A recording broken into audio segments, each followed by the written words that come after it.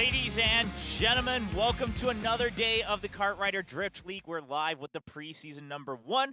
Now on to day 3. We started over the weekend, and we're continuing on for some more team matches today. My name is William, joined by Peter, and you actually got to kick off the weekend here for KDL Preseason. How's it been? It was such a pleasure to be able to share the experiences of diving into, what are the top gameplay of Kart Rider Drift looking like. And definitely we've seen that players have had enough time for sure adjusting to the drift, and I'm so excited to see even more. Yeah, I think you bring up a good point, right? A lot of these players, they've played Kart Rider in other universes and those other titles that we've had, and they're now all coming together. But here's an overview of what we have. Again, this is just kind of the preseason, the regular season for KDL planned for later this year, and we're kind of doing this just to get a taste of who the top players are, what the teams might look like, and how they're going through it. We have 8 teams here for the team matches, and of course, this is all info just for the team match. Solo matches are, they have their own separate roster and prize pool as well. Absolutely, and of course, the 4 top teams will be able to move on to the postseason,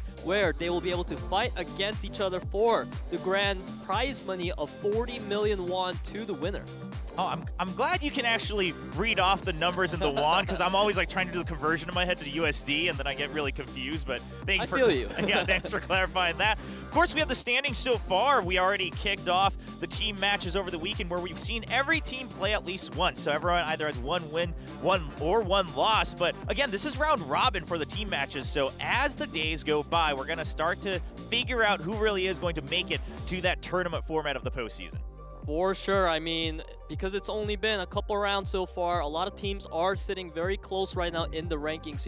A little bit of a difference in the round wins can absolutely determine your rankings. But of course, as we get more matches, the data won't be as sensitive to such little results. Absolutely. And while over the weekend we did have 2 team matches followed by solo matches, today we will only have 3 team matches. Again, this is partly also because we just have to go through so many of these with the round robin format. But the solo matches will return over the weekend. Today we get to see 6 out of the 8 teams face off.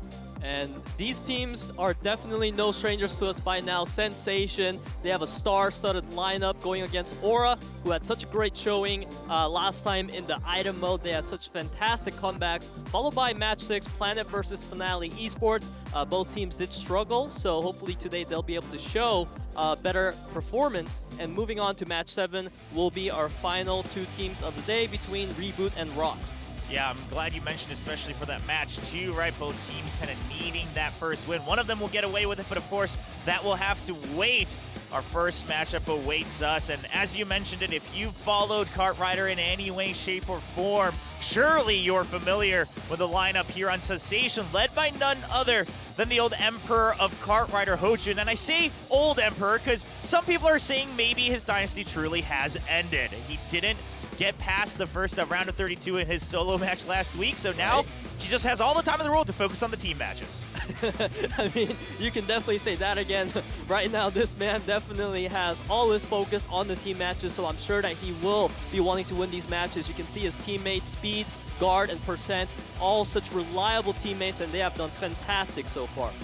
Yeah, again, I mean, this is a team where you look at it individually, and there's no doubt any of these players can make a high finish in whatever environment they're put in, but can they bring that into a teamwork setting as they go through these team matches? We'll have to wait to see if they get their first win today as they go up against none other than Aura. Speaking of teamwork, William, it's definitely Aura, the team that we are looking for. They had such a nice communication skill in the team matches for the item mode, and definitely even in the speed mode, they did prove themselves to be formidable. So I have quite a lot of expectations on these players, especially Navi, amateur player that they picked up, but he was known for being good, followed by Nock and Hero, and their just lineup is so good. Yeah, and again, we're seeing Aura going with kind of the typical 5-man roster we often see, where you have a separate item ace that will be subbed in for those item matches. Whereas Sensation, they just have the core 4, right? It's just these 4 players that will be playing every single match, both in speed and item mode. So they have a lot to practice in that realm, right? Where they're just going to have to make sure their teamwork is perfect in both realms and just looking at their speed average rank so far as well. And this is something I wanted to point out. I'm glad we have these stats. Is it's all kind of middle of the pack so far, which means they weren't really able to have anyone really carry them through the speed matches so far. For sure, but you can see their confidence has not been knocked off because their message to Aura is that there will be no upset. Yeah, they say that, but you know, some fans might be thinking the upset might be Sensation winning, right? I mean, some people are saying like, Hojin, are you truly like done with Cartwright? Can you live up to that name anymore? I feel terrible saying that because he's such a legend, but we'll have to wait and see. I mean, for all I know, there's 0 wins in Cartwright Drift, right? So, yep. So they're hungry for that first win ever in their KDL career.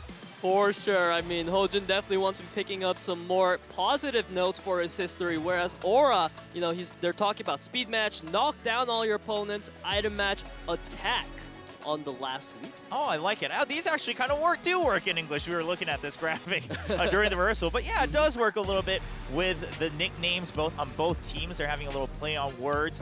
And of course, I mean, obviously they got the win, so it's no surprise that their average finishes are quite high. But if you have 3 players averaging, you know, 2nd and 3rd place, that means you're always going to be able to fight for one of those combinations in a team match speed mode to get those W's.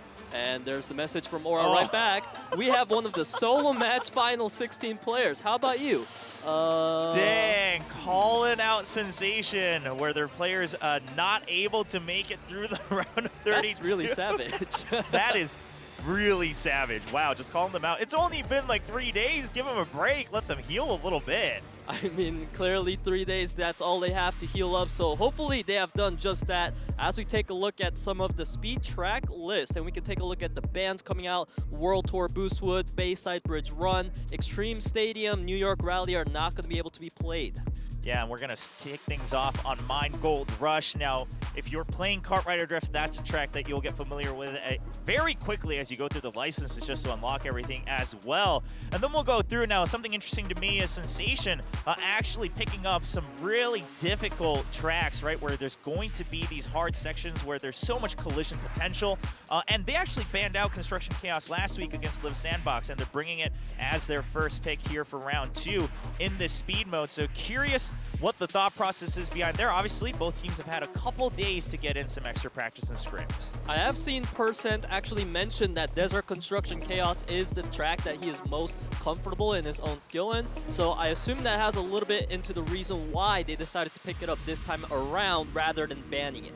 And of course, we have a lot of fans in the arena once again today. Every match day, tickets are going on sale one by one as we go through the preseason here. And even on a Wednesday, we have someone coming up from Jeonju, which is quite a ways away from Seoul as well, where our studio is located.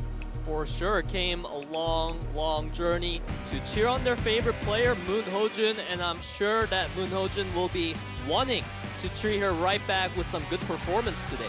Absolutely. Well, we're getting ready for track number 1 in our speed mode match between these 2 teams. It's Mine Gold Rush.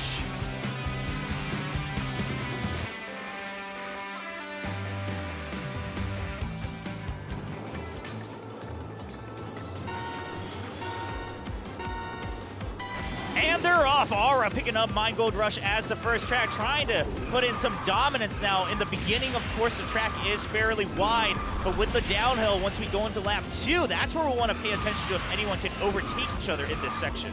Yep, there's only 2 laps, so things are looking very dicey right now. Sensation has Hojin in the lead, and of course they're sitting on a 1-4-5-6 format, but they do need to put more players ahead because Aura with the 2-3-4 is feeling pretty comfortable. Yeah, and Hojin, while he does have that first place, I mean, everyone's still bunched up just close enough that when those drafts come into play, if you combo with another drift and a boost, you can easily overtake each other. And right now, he has no backup. He's all on his own. He has to have Percent come up to help him knock some of these people out so they can get a little bit slowed down, gain a little bit more distance ahead of the pack. Percent definitely a player that we expect to see at the front of the pack, so he was trying all he can, but you know, C's and Navi, they've been so consistent so far, holding that top 4 position. As we move now into lap number 2, Aura leading out by 9 points over Sensation. Percent wants to get ahead so bad, but we see Navi, he's already blocked him 2-3 times in a row. Percent, this is the chance for him to overtake at least Navi, because otherwise, Hojun, he's already lost that first place. Now he has to deal with C's overtaking him as well. It's a 2v1, but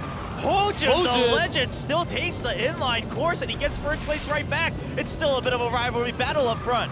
Hojun definitely staying really focused. He wants to make sure that he doesn't give up that lead, because that is what Sensation needs. Sensation actually now taking over the lead, leading up by 1 point over Aura. This is going to be a close one. Okay, at this point, either Hojun needs to shoot forward to first place, or they need to keep this 2-3-4 lineup. Only 500 meters left on this last downhill section. Hojun doesn't look like he can get that first place. Aura, they lead out with Hero coming in at first place, 5 points in the lead. What a strong showing from Aura.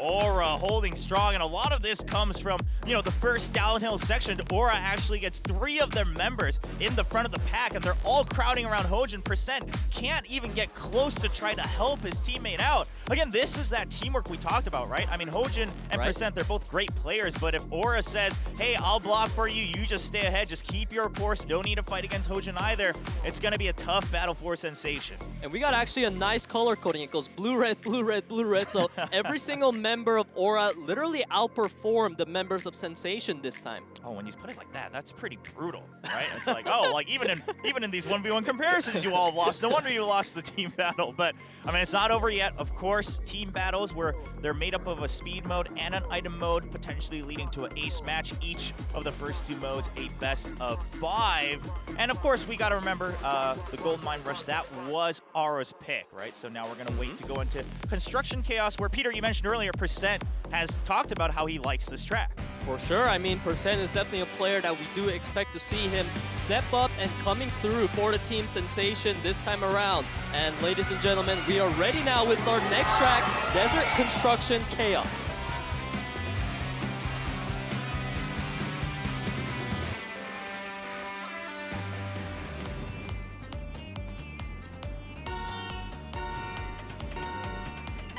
Here we go into round number 2 between the team Sensation and Aura. Right now, C's in the lead, and Speed is also trying to take over. Yeah, and Hojun, some great sync drifting also to just keep the 2 members of Aura at bay way in the back. Hero and Navi haven't knocked all the way back, so now it's just C's and Knock up front. And Hojun this time actually playing back up 4%. He's just trying to keep Knock at bay, and at the very end, he can also try to help overtake C's if they need to get a 1-2 finish. Percent definitely showing why this was one of his favorite tracks. Strong in the lead, contesting that top 3 consistently. You can see he is speeding up ahead of the 2 members of Aura, and this does put them at 3-point lead ahead. Yeah, now entering the difficult section here, a lot of snaking back and forth, some hairpins, and a lot of these 90-degree drifts that you'll have to make constantly. The battle for the inline course is fierce in the front, but right now everyone's still bunched up that, yeah, right here, the collisions can keep the team at bay, and this will allow Percent and Hojun to take 1 and 2. Yeah, I mean, Percent and Hojun definitely not affected at all by the blocking fiasco that's been happening back there. Now Sensation leading out 9 points ahead of Aura. This is a really good way to start off their first lap. All right, C's is trying to get close enough so he can get a draft to move forward, and he's actually going to be able to get a little bit. He's still in range to overtake at any point with another draft, and here he goes with the team boost. He's trying to Percent perfectly lining up to block the overtaking from C's. And Hero coming in now as well to try to recover some of that lead for his team, but unfortunately they are going to crash into the wall a little bit, whereas Hojun and Percent looking phenomenal, just untouchable. Yeah, there's still a good chance here for Aura, but they're gonna have to make sure it's clean. So right now, Hero doing everything he can to block off the rest so that C's can overtake and potentially get into first. That's the only hope they have at this point if they want any option here to win this round 2. Unfortunately, there's Knock and Navi all the way at the back. Aura, but however, they managed to recover somehow. C's tries to overtake on the inline course, but he's gonna hit the corner. So at this point, his duty is just to keep guard at bay while his teammate is able to come back 500 meters. Yeah, if Hero sees, oh no, C's gets knocked back as well, and it looks like it's just going to be Sensation taking really close. this. And they will finish it at a 22-17 scoreline. Again, a lot of this comes from the fact that entering that first difficult section, we expected the collisions to happen, but Hojin and Percent actually shoot forward, so at least one of them was always going to be safe. Absolutely, the two key MVP players for Sensation in this round. Number 2, the consistency in which the driving abilities were shown was just such at a next level that Aura was unable to catch up. However, just before that lap 2 finished, Aura was actually behind or leading by 1 point, so it was absolutely just almost so close. Yeah, I mean, we were at a point where if Sensation didn't get 1-2 initially, it could have looked very dangerous, but eventually even the middle of the pack kind of irons itself out, and now we are tied 1-1, waiting to go to round 3 as we look at, yeah, this is on that first lap, right? I mean, just the blocking coming in from Speed to keep everyone at bay, and then Aura, they were actually trying to work around Speed, and they actually bumped into the walls as well.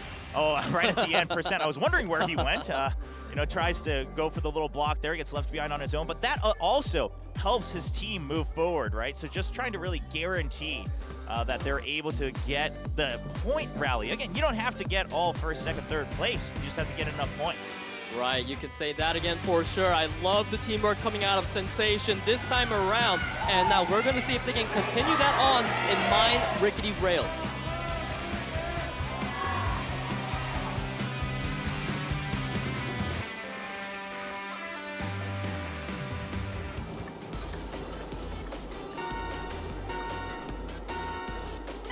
Kicking off track 3, we are tied 1-1 in this speed round between Sensation and Aura. Aura just trying to keep the front of the pack to their control. Even though Percent's at first place, they have more members right now to try to win these body checks. Right, the bodies, they're definitely colliding into each other all over. But you look at Aura, they're looking so good right now on that 1-3-4-5. Absolutely dominating performance so far on this lap number 1. Yeah, I mean, right now, if Hero can just keep Hojin at bay at 5th and 6th place, the front of the pack, Percent, he can try to get to first, but it's still not going to be enough because 2, 3, 4, 5 all in favor of Aura. Now Hojin looks like right behind them. He's starting to overtake them, but here's the thing. Is the front of the pack is so far ahead, we're starting to lose the later half of the members on the minimap, so Percent all alone with 0 backup.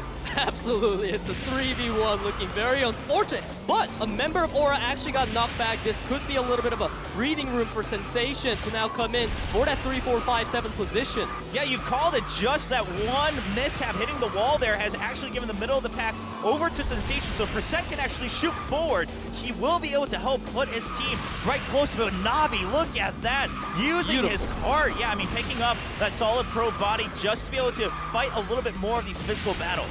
This is the final lap, and Sensation is following right behind Aura, only 1 point behind, so this can be anyone's match. Hojin takes the outer line to actually get bumped onto the track right ahead. Wow. And now Percent has overtaken C's as well. C's not able to keep that first place without support. Only 500 meters left, and now Sensation already ahead in the points. Percent just keeping that first place. This should solidify another win. C's trying to keep the other members of Sensation at bay so they can get 2, 3, 4, but it's just not enough. Yeah, I mean, Sensation, what a comeback from them. This match was really close at all points pretty much, but the one moment when a member of Aura got knocked back by the course, that was the window of opportunity Sensation needed, and they absolutely took it. Yeah, and I like the attempt from C's, right?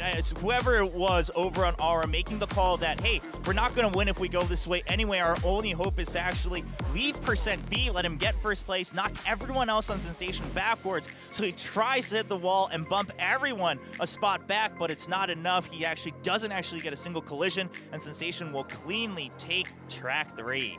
Yeah, I mean, I really do like that attempt for sure. You know, it's important to realize sometimes, you know, you can't win the match anymore unless you go to the most extremes of the plays.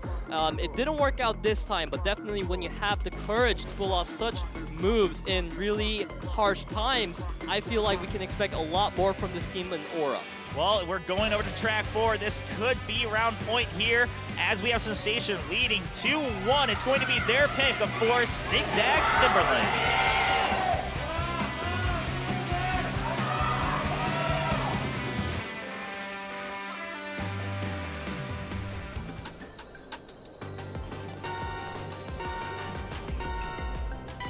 Now we begin our race to round number 4.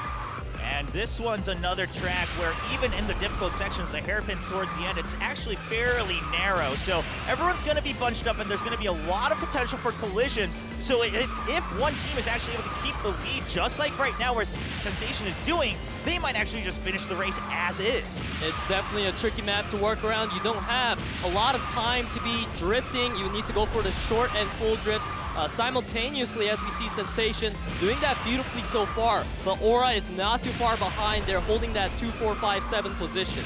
Yeah, and Nock, if he can just stay close to speed and percent, right? Just don't let them get away scot-free, then he'll always have a chance to make something happen, as the rest of his team has already caught up, and now we're about to start to enter the more difficult area in the second half of this track. We'll see if anyone's actually able to overtake each other. We've seen some crazy inline courses in the first weekend. This is where the name of the map really comes into play. It's just zigzag all over. You have to make sure that your drifts are on point, and so far, Aura is looking really good. They are above 9 points above Sensation. Yeah, Speed was actually a little too aware of trying to block the members of Aura from overtaking him in line, and he actually drifts close to the wall where eventually he'll lose too much speed. And now Aura has caught up all along percent. He's not alone though. Guard catches up quickly, and now it's a 2v2 battle up front. This is looking so intense and so close right now. Nock trying to block Percent out. However, Percent does make it across, as well as Guard. This is putting a lot of good lead right now for Sensation. Yeah, but if they stick to this route right now, Aura actually might have a better chance, because they might find the draft timing here. They're going to get one. He tries to overtake. If he can get another one towards the end of the hairpins here, he might actually be able to overtake, but he actually has no support. The rest of his teammates have all been blocked off by Speed. What a crazy performance out of Speed and Hojin, being able to sweep out the remaining members of Aura. It's all Hero right now. However, his team is still behind, so C's, Nock, Navi, they definitely got to do some catch-up while they can. I mean, right now, Hero, it's not enough to just win. You have to block off the members and make them lose speed so they can catch up on the side of Aura. He's doing what he can, where Nock is caught up a little bit, but it's not going to be enough. He can't even keep first place. He has too much on his plate, and it looks like it might just be a 1-2 finish here for Sensation as they win the speed match 3-1. Hero, man, he tried to be the hero of that match, but he needed his team to perform as well. Unfortunately, they didn't have enough time to catch up, and Hero, you know, as you said, he can't do both running and blocking at the same time. Yeah, I mean, there was a lot on his plate, right? The sweeping, the running, all of it, and he couldn't even just commit to hard collisions. He just had to make them slow down enough, so it's not like you could just really sweep them from the side. Just a lot on his plate. He did what he could, right? Bought enough time for Nock to try to catch up. But at the end of the day, Sensation, they always had all 4 of their members somewhere near the front. It was just a matter of who was actually going to shoot forward into the finish line. And that is going to be the match that puts Sensation a point ahead of Aura now. They've won this best of 5, so now we will be moving on to the item mode, which is where Aura has shined last time we've seen them perform. So I definitely have a lot of expectations for this team.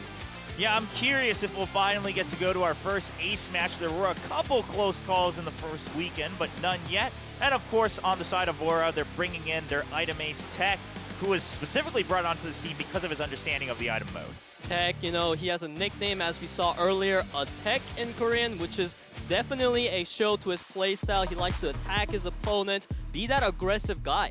Yeah, and we're looking at the bans and picks here. Now, last week's Sensation showing that they didn't have as much experience in the item mode, even in their picks, right? Just going for the more basic, very wide open item tracks. And it looks like they want to start things off the same way, going with World Tour Gangnam Streets. But then we'll see a little bit more of a change with Aura picking up Desert Pharaoh's Pass.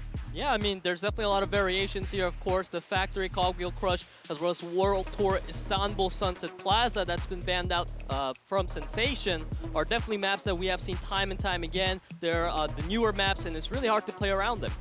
And we've got fans even skipping some school to come watch. Of course, it is a weekday.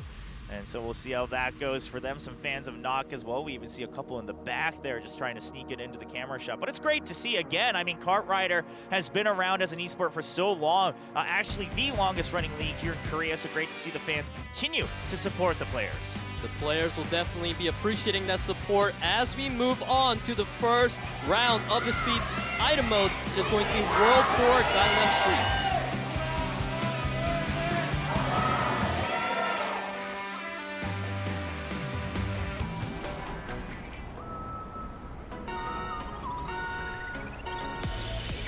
And we're off with item mode. Of course, a couple players going with some card body changes as well. On the side of Sensation, they actually just prefer to keep the same cards through and through. Partly, I assume, because they're not as used to item mode, so they're just trying to keep to the same handling that they're used to. I love seeing variety in cards. It's definitely making me happy. We see a Water Wisp coming out, going to set back players, but this is the first lap out of 3. Players have a lot of time in this track to utilize to find their ideal set of items. Yeah, and we're already seeing there are a couple sections, despite how wide the road can be here, there are a couple sections where the water balloons will actually do quite a bit of damage, so that could come into play near the last lap. But right now, we're already seeing a couple magnets now being held onto. Hojin has one. He's in first place, but he doesn't mind getting pushed back. He's just going to hold on to that magnet to try to overtake in the last seconds. Speaking of magnet, it is a magnet meta right now, proving to be such a powerful item. So we see Sensation members and Aura members holding on to whatever they can, but so far there's only 2 Angels on the field, so there will not be too much defensive options. Yeah, Guard with a little bit of spin turn just to dodge that banana while he's maintaining some speed. Love to see that. The barricade just going to be shielded by C. So C's right now, while he's maintaining first place, at a certain point he has to start considering, how do I make sure that either I finish first or my teammate can overtake the others? To do that, he's going to have to play a little bit of aggro, maybe pull a little bit of that magnet, but it's not going to matter. Hojin just blasting forward as he gets missiled. Hojin definitely looking really strong right now in that standing, but Hero, of course, is coming right back. And now we do see so much more magnets being held by the players moving into lap number 3. So this is going to be the nail-biting match. Yeah, Hojin's actually in prime position, right? He's got a magnet and then a boost to be able to really slingshot forward near the end if he wants to. Now, do his teammates have an Angel? They do. So Hojin, if he can just stay in the front, but actually he's getting away scot-free. Somehow Sensation's taken all first 4 places, and now, as long as they just time this Angel, they're going to be able to get into the finish line just fine. Speed has that double nitro going on. He's going to be able to speed off into the finish line if they don't contest him. So they did manage to set him back to 7th place. However, Hojin still in a strong lead for Sensation. Yeah, Percent has an Angel, but he has no way to be able to draw aggro from some of these items coming out from Aura. So Hojin, he's going to have to use whatever he can. No. Trying to use that last magnet. Does he use it? No! It's going to be 10. Oh my god! Finishing first!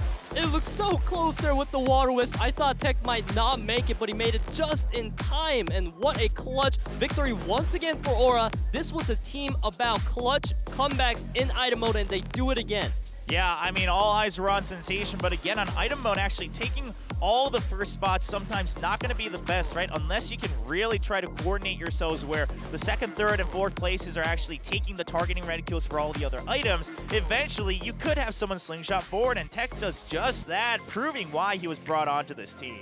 Absolutely. The item specialist definitely making sure that his presence is known when he is playing in these item modes. And now you have to wonder, you know, if you're Sensation, do you feel the blow of that? What was the problem there? Was it teamwork, lack of communication? I hope they figure it out because they haven't been too strong in item mode so far. Yeah, I mean, sure, you have 4 great racers, and, you know, the ace mode is not something that Sensation's going to be afraid of, but at a certain point, you are going to have to brush up on your item mode if you want some cleaner wins. Now, we do have Aura leading, but they were doing that in the speed mode as well. We'll see if this time they can stay ahead as we go to Desert Barrows Pass.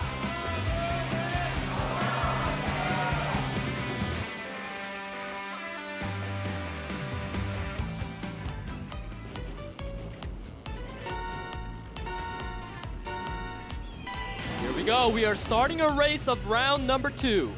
Yeah, and Aura will see what their item setups are early on. C's just making sure that he can pile on these items. We'll use that UFO right away just to even the playing field a little bit. I think potentially blocking one of the Sensation members from getting the items they want. I really like this first lap here. This is where, like, the only time of the game where I get to actually see some bananas. Yeah, and bananas actually, I've heard that a lot of pro players, they're not a fan of it. They are very scared of it because it actually drops a lot closer to you than you think. So if you, unless you're really expecting it, you can get just completely spun out of control. And that's why sometimes we'll see players obviously position themselves to make sure they're not caught off guard by it. Absolutely, as we see right now, Sensation looking real good, holding a 1-2-3-5. They actually had a 1-2-3-4 for a moment there. As we see players, they are now starting to pick up their magnets and angels. Yeah, so C's holding on to the double boost. He's going to use one just to refresh and get to Banana. He wants to get rid of that as fast as possible. Try to get something else, but he's going to get missiled out of control. The missiles are definitely coming in hot for all these teams. Players just going back and forth, trading blows, trying to go for the item they want, moving into the final lap. Yeah, we've still got a couple Angels on either side. Exactly one so far. Now magnets across the board. Now Guard has double magnets, but if he just stays first, he's not going to find a use for them, and he could get overtaken in the last second. He's going to have to watch out. Oh, there it is. Guard gets knocked down, so now there is a use for those magnets, so it is going to be interesting to see how Guard will utilize them. Yeah, Guard already used one. I think it might have been coming out from his teammate, but Guard trying to catch up as Hojin stays up close, but it's a boost across the board right now. So this might just come down to a little bit of a speed mode right at the end, as we're seeing all the boosts used here for the last jump and drift. Absolutely, there's only 400 meters to the finish line. Knock leading out really strong, but Guard coming in from nowhere sees. He manages to get another win yet for Aura. Oh my gosh, the magnets, the couple magnets and collisions being used last second to get people dropped off of that jump on the last drift. And that actually allows Aura to move forward. I thought it was going to just be a clean race right to the end, but the last couple seconds, right? And that's what the item mode comes down to, is who's saving which item to the very last second. And all the laps before that, it's really just set up for it, right? Try to save the right ones and be in a position to use them correctly. Right, those last few seconds were absolutely crucial, and it was C's who came out ahead for his team Aura at that time. So now Aura is ahead by 2 points. So Sensation, their backs are up against the wall. If they lose another round, that does mean we will be moving on to our ace mode. Yeah, oh, and we do see Percent actually not getting his shield off in time, it looks like. Replay operator really highlighting that one. Oh, man, the magnets being used just to trying to keep them at bay as well so that his teammates can really slingshot forward, but it wasn't good enough. Yeah, I mean, I really like that play coming out. Conceptually, it definitely was the right play to go for. However, you know, Sensation, they definitely got to find more windows of opportunity. Yeah, well, we'll be going into Factory Brody's Gloom to find out if they can.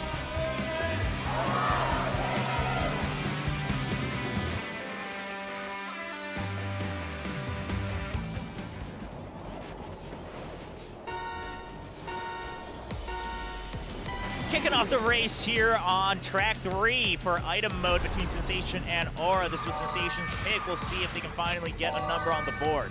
This is going to be a 2-lapper track, and this is definitely one of the maps that I really like seeing. The lights and just every atmosphere here is just so beautifully done. It is nice. You love to see in Kart Rider all the themes, right? We've got, you know, the factory theme, we've got the forest themes, all that, and they're really digging deep to that. Now, this one also has quite a few obstacles, both in the forms of the robots, the boxes, and whatnot, so we'll see if teams try to utilize that against each other. Now, Tech purposely staying behind to utilize that Wisp to help his teammates out. That was some big brain play, and I love to see more of those. Of course, we see players now opting to go in, trying to get more items. We're seeing a lot of boosters and magnets across the board here. Yeah, just using the Angels because we have a couple more in the bag here. Same thing for Sensation. They'll use it in preparation against potential items flying forward. Banana is just going to be nullified by that Angel as well. Now this is going to be the final second lap, so it is time for the players to get serious because they don't have too much time left to go through the items. We are seeing a lot of magnets and one Angel for Hojin. Oh, and the water balloon, it was called out, so Hojin's sticking to the wall, but Nock reads right through it. He notices that Hojin's sticking close, and Nock does not get caught off by that. Nock just trying to keep Hojin at bay, allowing his teammates to catch up so they can go for this last-minute overtake. Right, and we're still seeing a lot of magnets across the board here. Not a lot of boost or Angel, so this is going to be definitely a lot of interesting strats coming out from players trying to disrupt each other. Yeah, just magnets being used on teammates as well, just to slingshot each other forward so they can catch up. Hero still has a magnet and a boost. He's actually going to get into first place. Here we go, the last 500 meters. As we see, Hero actually getting set back. Now Speed is leading the race. An amazing barricade was used. Speed, can he hold on to it? Oh, Tech tries to greet at the last second, but he's going to get denied by the track itself. And Sensation finally putting a number on the board.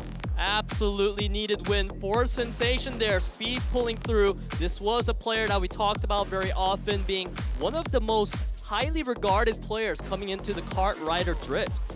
Yeah, we'll see if he can prove himself once more. Now, still facing an uphill battle. Obviously, for Sensation, they would like nothing more than to finish off this match in item mode, right? Win 2-0 in the overall team match against Aura, as they had a kind of heartbreaking loss against Live Sandbox last week.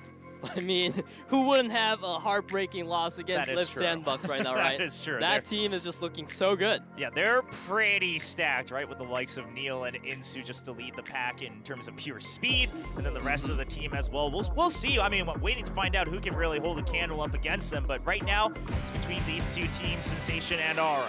For sure, as we get our next track ready, it is going to be Glacier Polar Halfpipe. Let's get into the match.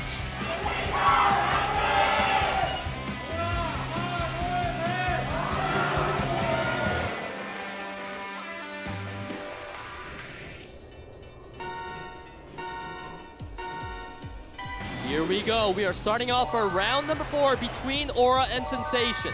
Yep, Tech just holding back to make sure he can get 2 items. Going to just use that boost right away to cash back up. Hold on to that magnet for later use.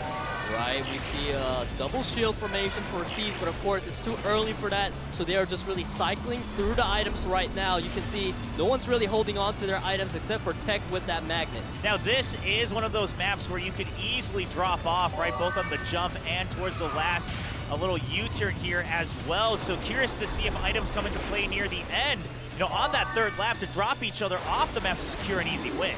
Well, that would definitely be fun to watch, so I hope I see a lot of those happening today, but so far we see, of course, this is a 3-lapper, so now we'll be moving on into our 2nd lap, which is going to be where players really gotta cycle through those items and get what they need. Yep, Tech just correctly using his items. He's so good with, oh, and there is a perfect banana against Hojun. So Tech, now that he has a shield, he's just trying to stay ahead. He has a 2nd banana as well. Curious to see where he drops it. Probably aware of trying to keep this against Hojun. Hojun shields it right off the jump. I'm loving the banana strats, but Hojun definitely had the reaction time there, knew exactly when to press that shield. And he's just going to get missiled right off, so speed overtakes him. Tech still proving why he was the item ace for his team here. He's not concerned about just darting forward. He's really trying to keep the right arsenal to combat against this enemy team, and he's always making sure he can refresh his items. For sure. I mean, Tech always staying behind and leading his team on what itemization they need to have. As we do now move on to this 3rd final lap, we are seeing a lot of boosts across the board. Yeah, and we've got double Angel and Knock as well, so all things considered, Aura, they should be safe for most attacks here in the 3rd lap. It's just a matter of they can dart forward here in the last jumps. Now, nice knock against Tech, and he flies off the track. He's out of the picture. Yeah, he's definitely gone right now. We see Hojun and Guard leading the pack for Sensation, but Hero and C's falling right behind. There's only 500 meters left. Oh, a nice barricade just to try to keep their enemies at bay, but Guard going to get Wisp, and now it's between Hero and C's who can just keep it for his team. Actually, Percent darts forward. The magnet holding C's back, but Knock actually gets through at the end. The lightning coming in as well. I thought that last magnet might have secured it for Sensation, but Aura had a couple more tricks up their sleeve. 2 members of Sensation was ahead up till the last second, and they both all of a sudden went boom, and Aura is coming in with the clutch comeback yet again. Yeah, just perfect team utility, and this is where, you know, if you find players or even entire teams that are used to item mode, what they keep in mind for the last second, right? They're aware of what does the most damage, what buys us exactly how much time so we can shoot forward into 1st place. Well, Aura showing that expertise. They get a 3-1 win here in item mode, tying things up 1-1. I'm really happy for Aura right now because Aura definitely proved themselves to be the team to watch out for when it comes to item mode. You know, last time I was thinking that because all the matches were so close, it could be a little bit like, you know, dicey the next time we see Aura perform, because you can't expect that they will always be the one coming ahead out of those comebacks. Yeah, and here we see Hojun with the great shield against the banana. This was in that 2nd lap where he was battling against Tech, and Tech actually, he actually got bumped by his teammate, I believe, C's, just moving forward, but at the end, what a perfect missile and the lightning just to keep Sensation at bay. That's so crazy because we often talk about magnets and angels. It's not usually the lightnings and the missiles, but those 2 items were definitely the winning condition for Aura here, showing their great adaptability. Okay, so that means we finally go to our first ever ace match here in the Kart Rider Drift League. Curious to see who enters on either side. I mean, you gotta imagine for Sensation, it has to be Hojun, right? Hojun definitely the player with the best record. You know, he's untouchable so far in the Kart Rider League. So a lot of fans are definitely excited to potentially see him play. Yeah, I mean, he's called the Speed Ace for a reason, not only just his reputation, but also as the leader for this team. Now, you know, it could very well be speed, but I would imagine that they're going to give it to the veteran. Now, the track is going to be Village Bayside Bridge Run, a very classic track here for Kart Rider. And I mean, this is really, again, I mean, not only is it 1v1, but this track alone is just pure skill and just what your driving line looks like, right? If you take the optimal course and if you keep that lead, body check a couple times, you should be able to finish in first place. This is definitely going to be the trickiest match we've had so far because, I mean, it is completely new coming in, and we actually get to see the two players. It is going to be Hojun representing Sensation on the other side. There's going to be Hero for Aura. Okay, well, you know, Hero and Hojun. Now, I'm curious how this is going to work out, right? Because Hero used to be a player when Hojun ended up coaching as well, so he's kind of an apprentice here for Hojun. Seeing if he can prove himself finally in a 1v1 against his former coach, Hojun. Meanwhile, Hojun still carrying that title as Emperor of Kart Rider. No one's had enough wins yet to take him off that throne. Hero, he has that win in 2022 Season 1 Individual Championship, and he was the Royal Roader after a long time, so definitely a lot of expectations for Hero as he goes off against Hojun. All right, it's going to be the ace match between Sensation and Aura. Village Bayside Bridge Run. Here we go.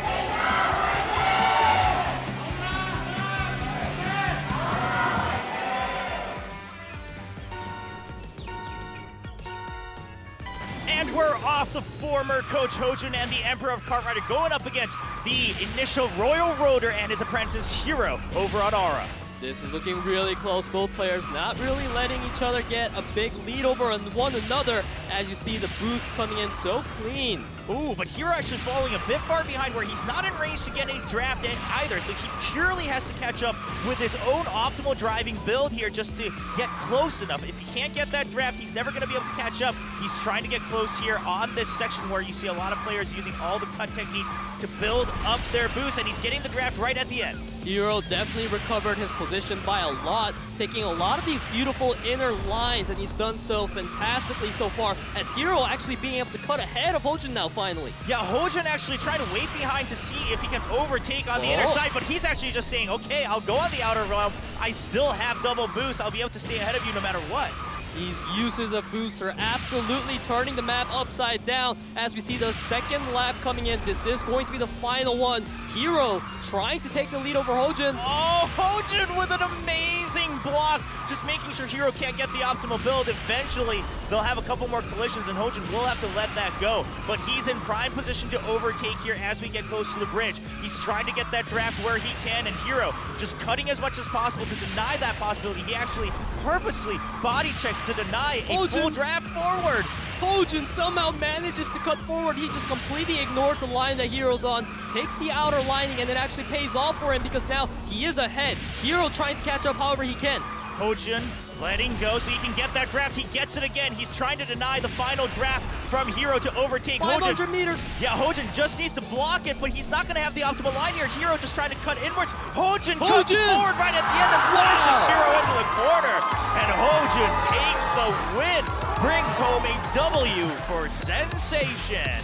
And you can see the teammates of Hojun looking so happy right there. It was all on Hojun, and you can see he's just taking in his victory right now, talking to his team. That was a great match. I mean, you can see it even in percent, just saying, wow, right? We can see it in his face. Giving credit, Hojun, you're still that guy who can bring home these clutch wins. And I mean, it was neck and neck. I mean, all credit to Hero. He was doing what he can at the end there, but Hojun, he knew exactly what the final 90-degree turns would look like. Hero was so concerned about blocking Hojun that we could see Hojun identifying eventually you'll have to drift outwards and I'll just cut right in with another boost. Right, I mean, it's so interesting to see that, you know, you would assume that going for the inner lining has to be best for your own personal speed, but actually sometimes you have to go for the outer lining because it gives you much more space to work with to utilize the boost to its full potential.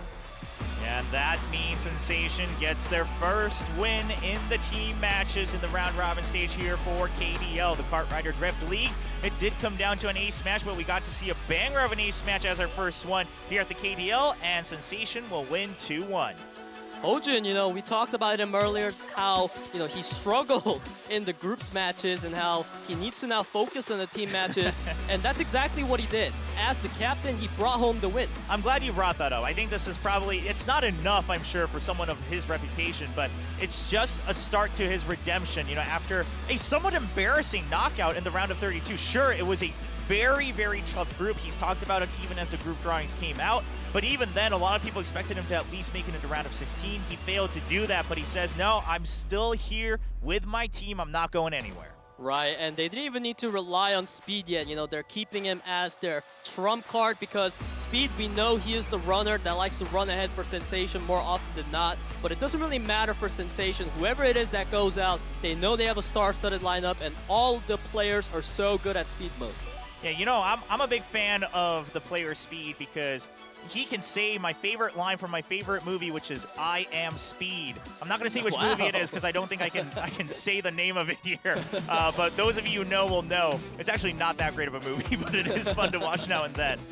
Well, yeah. I mean, they're going to have an interview over on the stage as well. I'm sure fans thrilled to get to hear from Hojin himself. But again, a mini bit of redemption here for Hojin. For sure. I mean, after today, who could possibly tell the Emperor you're no longer good at Kart Rider Drift? It's time for the younger rookies to take over. No, Hojin still has it, and he's definitely adapted well so far to the drift. I mean, I feel like maybe Neil. Maybe Neil can say that over at Sandbox. He looked pretty dominant over the first weekend. But we'll wait and see, right? I mean, it's still very early. And again, a lot of fans are looking forward to in Korea is we have to remember this is still just the preseason for KDL, right? The full regular season of KDL where we kick off the official league is coming up later this year. I mean, it's already such a crazy preseason so far. It just makes you so excited, and I'm sure the players are as well. With all this time they have to constantly practice, it's only been a couple months that these players have been able to grind out these maps, and you can only imagine how much better can these players get, what kind of different metas and strategies we'll be getting as time goes on. Yeah, I mean, even if, a lot of the tracks, they might be the same in terms of actual layout from the original Kart Rider, we're talking about different, kind of karts, different top speeds, different drifts. Some techniques still work. Sometimes there's a little bit of a new nuance to what you have to do. And that's what a lot of these players have talked about is some players, they're actually adapting even better to Kart Rider Drift, whereas some players are actually starting to fall off. And now, again, as we see with a lot of different games, it's a question of adaptability. Who gets to shoot forward in these important changing times? And somehow Neil, that man is at the peak of adaptability. We've seen just a lot of talk about the Neil builds, the meta setting things. I mean, which he actually, performs one of the Neil builds in the actual match last week where he didn't even need to, right? He could have just still cruised on and he had such a huge point lead. And I think he just wanted to prove a point of like, we're just done. We're finishing this now, here and now. So I'm curious to keep eyes on Neil's career moving forward. But then obviously, even just the players we saw today, they all have their own kind of records and reputations, some more than others. And now with KDL, it's kind of, all right, fresh new page for everyone who actually gets to take that first spot as the first winners of each season. And I must say, although Aura, they haven't had the victory today, I feel like they're still showing up really strong right now, especially in the item modes. I feel like any time that you go up against Aura, you have to constantly be on your guard. As you said, the last second being so crucial for item modes, and Aura has shown such a phenomenal level of concentration as well as communication between each other. Yeah, I mean, we saw that on the half pipe as well, right? The missile into the lightning just to secure first place. And with such a strong item mode showing, I mean, just a little bit more of cleanliness here on the speed mode. And even, and then you have a player like Hero who clearly was able to try to keep up, right? It's just Hojin showed a little more veterancy. So if it does go to an ace match, I think it's still anybody could take it on any given day. So Aura, nothing to be ashamed about, but obviously they've learned some hard lessons here in the speed mode today in the team match against Sensation. Right, and now moving on to finally the ace mode we have. Man, finally, we've gotten to see the ace mode play out. And honestly, I'm just so excited to see each of the modes coming out because it definitely feels like there's a different playstyle completely, whether you have 8 players on the field or 2 players, that definitely makes such a big difference in the amount of variables. And given that this was only one match I've seen, and I've already feel like I just learned so much about the ace mode. You know, it makes you kind of think more into the linings you take. Do you take the inner one, the outer one? How do you maximize the usage of your boosts? Yeah, and the other important thing to remember, of course, is when you're in that 1v1, you can no longer use the team boost, right? So you're Right. back to kind of the solo mode mentality, but then there's only one other player. So it's really about, even if you stay first, then the draft timings. Again, there's a lot of nuances that come into Kart Rider, both in the speed and item mode. And hopefully those of you who are starting to get into the game, or if you've been a big fan, you're now getting to finally see it play out here in Kart Rider Drift as we kick off the KDL.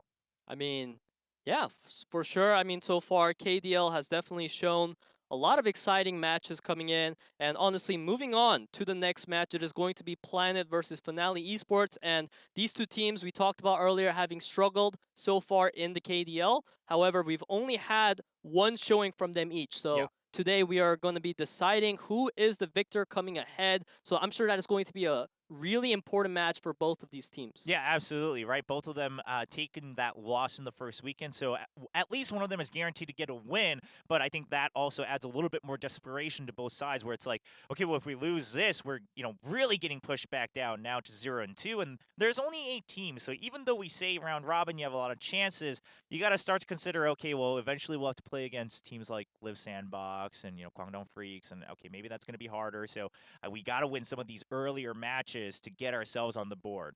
Yeah, I mean, for sure, you don't want to ever knock anything off of a team or underrate them, but definitely when it comes to a team like Live Sandbox, their standard is just set so high that there's definitely a gap between these teams.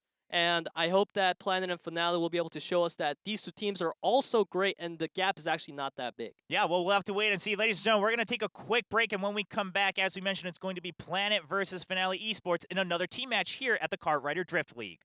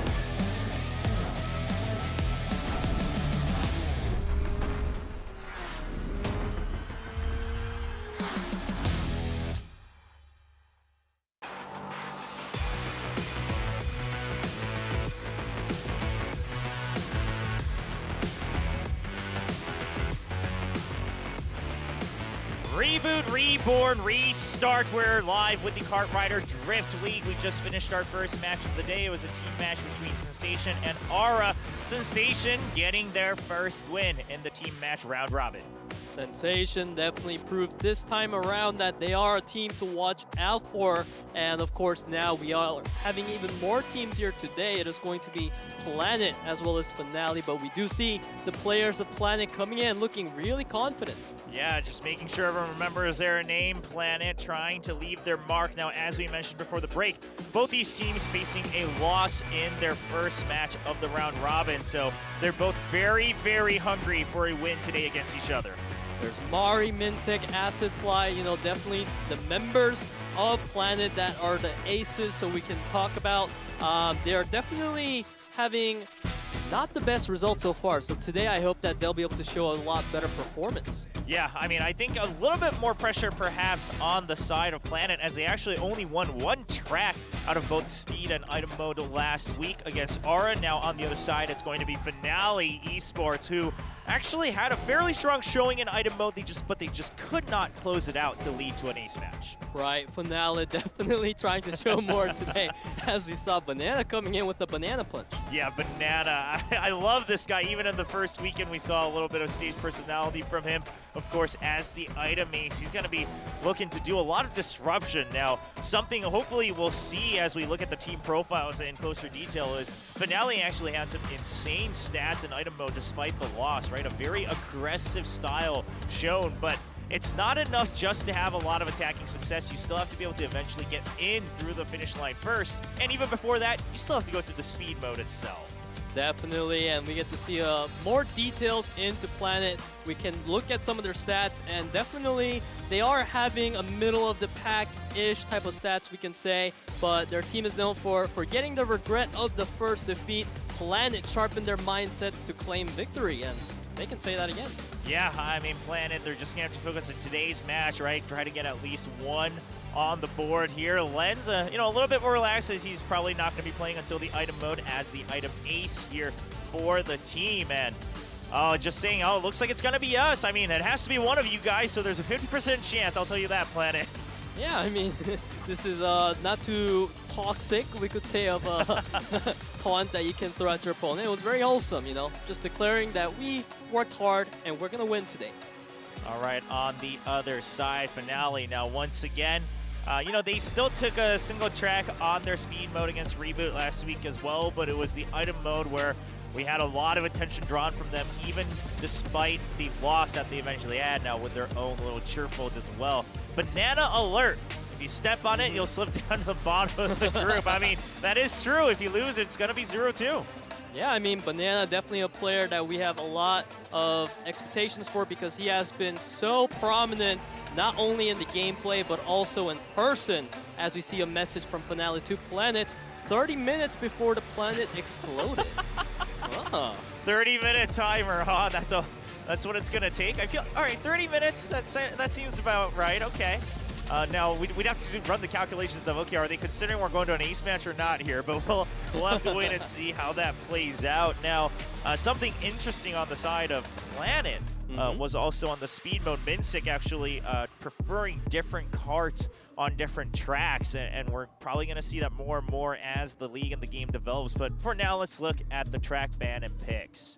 Right, so we do have Planet getting that Desert Construction Chaos locked in for themselves in round 1, followed by Glacier Extreme Stadium for Finale Esports. All right, so we're already running it right back to Desert Construction Chaos. We saw it in the first match as well. Now, the big thing there for that track is towards the end, just so much collision potential, and that means also the role of the sweepers is going to end up being very important, right? You could potentially really force back the entire opponent team. And we have a fan here, of course, skipping school to come watch the match, and another fan for Finale, hoping that their players will be able to claim that victory, much needed today. Okay, well, get ready for track number 1 in the speed mode here for these two teams. It's Planet versus Finale. We're going to head right into Desert Construction Chaos.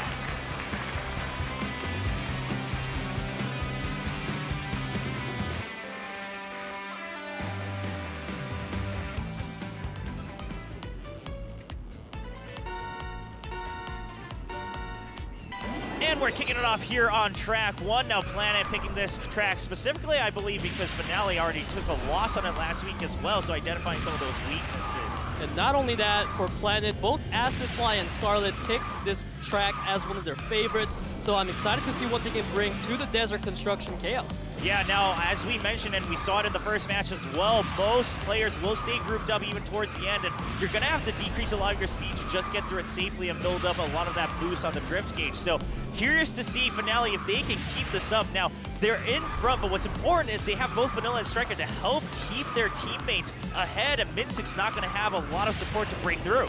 Right, Yoon being that needed sweeper for the team, keeping Acid Fly, Mari, Scarlet locked into that 6-7-8. So far, Minsik's the only one that has any advantage for Planet. This is looking really good for Finale Esports. Yeah, and Vanilla with a great block there just to make sure his team stays up front, and then he's able to catch right back up with another boost. And Yoon catching up once again just to body block against Minsik. This keeps Striker Entertainment so safe in first and second place as we finish the first lap.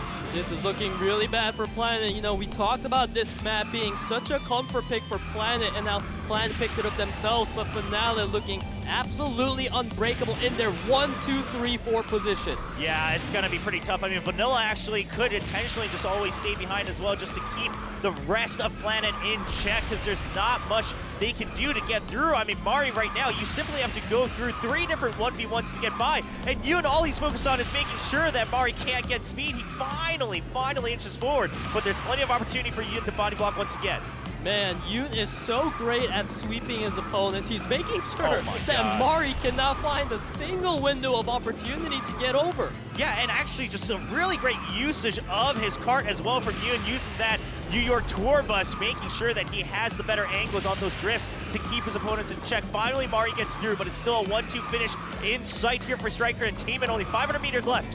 Right, I mean, Finale, they're 15 points ahead, so at this point, unless Planet gets something crazy out of the hat, I believe that is going to be the win. Locked down for Finale Esports. That was a strong showing from them. Oh man, Planet just did not have an answer against the early start, right? The entirety of Finale getting way ahead, even on the starting boost, and off of that, it's not a matter of, I mean, they're ahead, but that means they also have more teammates to help keep them ahead, get that sweeping in action, and really make sure that Planet, unless they team up and somehow knock each other forward, they're not going to have a way to overtake them. And Mari, I mean, and Minsik, they both tried as much as they could, but Scarlet and Acid Fly being so far behind, they just could not provide any support for the team. And we must say, what a presence Yoon had in that match alone. Absolutely just being able to block out 3 people alone, that is no easy feat. And if you have a sweeper that can do that, that is pretty much one of the best win conditions that you're going to get. Yeah, as we're waiting for track 2, let's talk about that a little bit, right? I mean, sure, we talk about speed mode, but a lot of it is also just keeping your opponents in check, because it's about placement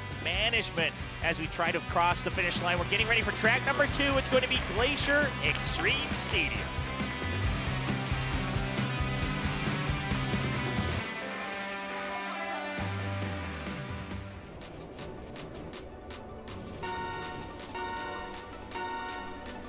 We are boosting into the race. Round 2 between Planet and Finale Esports. Yoon taking that early lead, and we're not seeing anything too crazy in the beginning here. There was an attempt of a little bit of a physical fight here on the first couple U-turns, but it's not going to result in anyone getting knocked too far behind just yet. Now everyone's still grouped up close enough where you could have those drafts come into play to overtake each other. So far, Striker and Yoon proving to be really strong contenders for Finale. Glacier Extreme Stadium was a track that Striker and Yoon stated they are really comfortable in, so Finale having that 11-point lead over Planet right now, really striking some message to their opponent. Yeah, we have Acid Fly and Scarlet once again falling behind. Earlier we saw Acid Fly trying to help keep the early lead, but now back down to kind of sweeping duty if he can even try to catch up to the middle of the pack. Meanwhile, Minsik trying to stay ahead as Mari's trying to catch up just to provide support.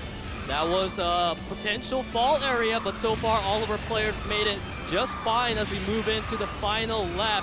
Mintic and Mari trying to pull the way for Planet. However, Acid Fly and Scarlet are really far behind. Yeah, and we're looking at Mari trying to find the right opportunity because Striker is so concerned about sweeping against Mari. Mari's looking for that optimal line, and now he's actually in prime position to win that battle. So Striker falls behind, trying to wait for his teammates to try to catch back up, but they've already let enough of Planet through. This could potentially be an advantage for Planet if they can get into that first place. So many 1v1s happening all across the board right now, but somehow Planet is actually 1 point ahead of Finale Esports, so this is going to be a nail-biting match. It's looking really close. Yeah, so at this point, Mintic has to focus on staying first. He cannot let that go, but he's actually starting to drift really wide on these hairpins. Just trying to make sure he doesn't give an easy draft here. There's one more opportunity here on the last drift. The draft is coming in for Mari. Can he get ahead? Mintic trying to boost forward into first place, and that's going to give 22 points to Planet as they take track 2. What a beautiful maneuver of that second lap from Planet. Mintic, Mari, Scarlet finishing in that 1-3-4 position was absolutely what they needed. A great finish from Planet, and once again, I mean, the biggest difference I'm seeing here, Peter, between track 1 and track 2 is simply having teammates around, right? I mean, that way you can also help just check for each other, sweep for each other, but also manage your draft timings so one can push forward as the other continues to play that supporting role.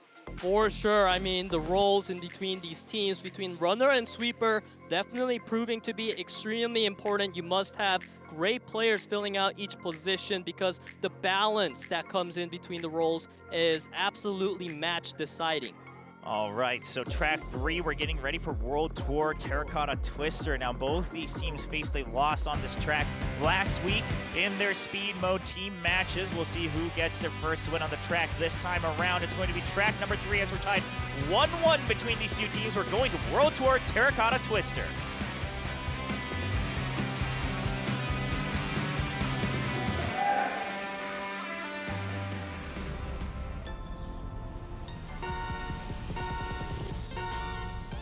And into track number 3 between the two teams. Now, of course, once again, a 2-lap track here. So as we go through the initial dangerous area, whoever stays ahead, they're going to have another chance to have to defend against their opponents if they want to keep the lead. Planet looking really good. You know, when you have 2 players in that rank 1 and 2 position, you are in a strong position to win. As we see Timon and Yoon trying to contest Scarlet and Acid Fly. Yeah, Acid Fly just trying to keep up and boost alongside Scarlet to make sure he can provide support. And we'll see, he's doing a great job so far. Scarlet heftily ahead. Now, what's important is Acid, he can't give a optimal draft timing here against his teammates. Oh, and we're going to see Finale try to greed through the inner line and they get bumped off the corner. This is definitely the trickiest part of Terracotta Twister, so teams definitely need to watch out for the tricky turn. So far, Planet strongly in the lead, 17 points ahead of Finale. Oh, and a great double team between Fly and Amari just to keep the other members of Finale at bay. They had to bump into the corner, and now all members of Finale in the lower half of the rankings. Striker doing what he can in this lonely battle against Planet. Lonely indeed. It's looking like a 1v4 angle right now moving into this final lap. Yoon and Vanilla and Temin, they need to find a way to crack into this impossible shield that Planet is putting up. Yeah, and I mean, sure, we still catch them at the end of the minimap here, but that's because we're focused on Striker. In the viewpoint of Scarlet and Mintic, everyone else is so far behind. No one can even get a draft off of Mintic, let alone Scarlet, to try to catch up. Now, you will close distance a little bit here on these twists and turns, but we're going to start to see people green as they fall off the track, and it's just not going to be enough. Yoon, he has one more opportunity with the draft here. If he can catch up, he's trying to take the inner line. It's not going to be enough. Double team boost. Will that get him through? Still boost left on the side of Planet as well, and he cannot do it. A 1-2 finish for Planet.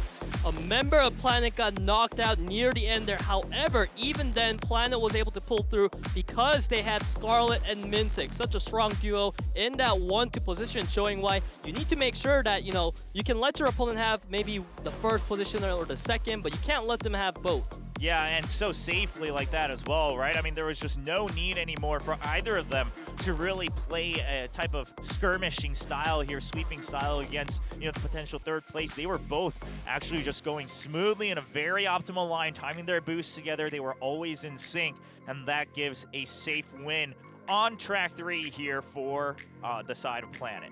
Planet, this is a team that we talked about having not the best showing so far in our Day 3 so far, and definitely they have proven themselves to be quite the opponents to face for Finale here. Yeah, and that was the double team here. Yoon just trying to cut in between both, and it's still not enough. And Yoon, I mean, look at this. His sweeping was actually so good still at the end just to knock off a member of Planet, but it was not enough to give him a chance to catch up to the members of Planet. Planet now on set point. They're leading 2-1 here in speed. Here we go. We are already getting ready to enter our round number 4, and the map is going to be Forest Zigzag Timberland.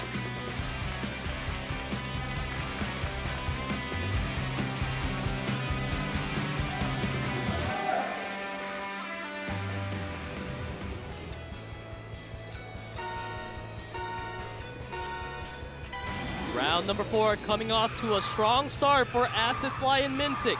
Yeah, they're just trying to stay ahead. Now, we talked about it in the first match as well. This is one of those tracks where everyone's still going to be in relative close proximity as we enter the hairpins towards the end, so there's always going to be a chance to overtake, especially if you time your boost along with your draft. Keeping that extra boost in your pocket is going to prove very important.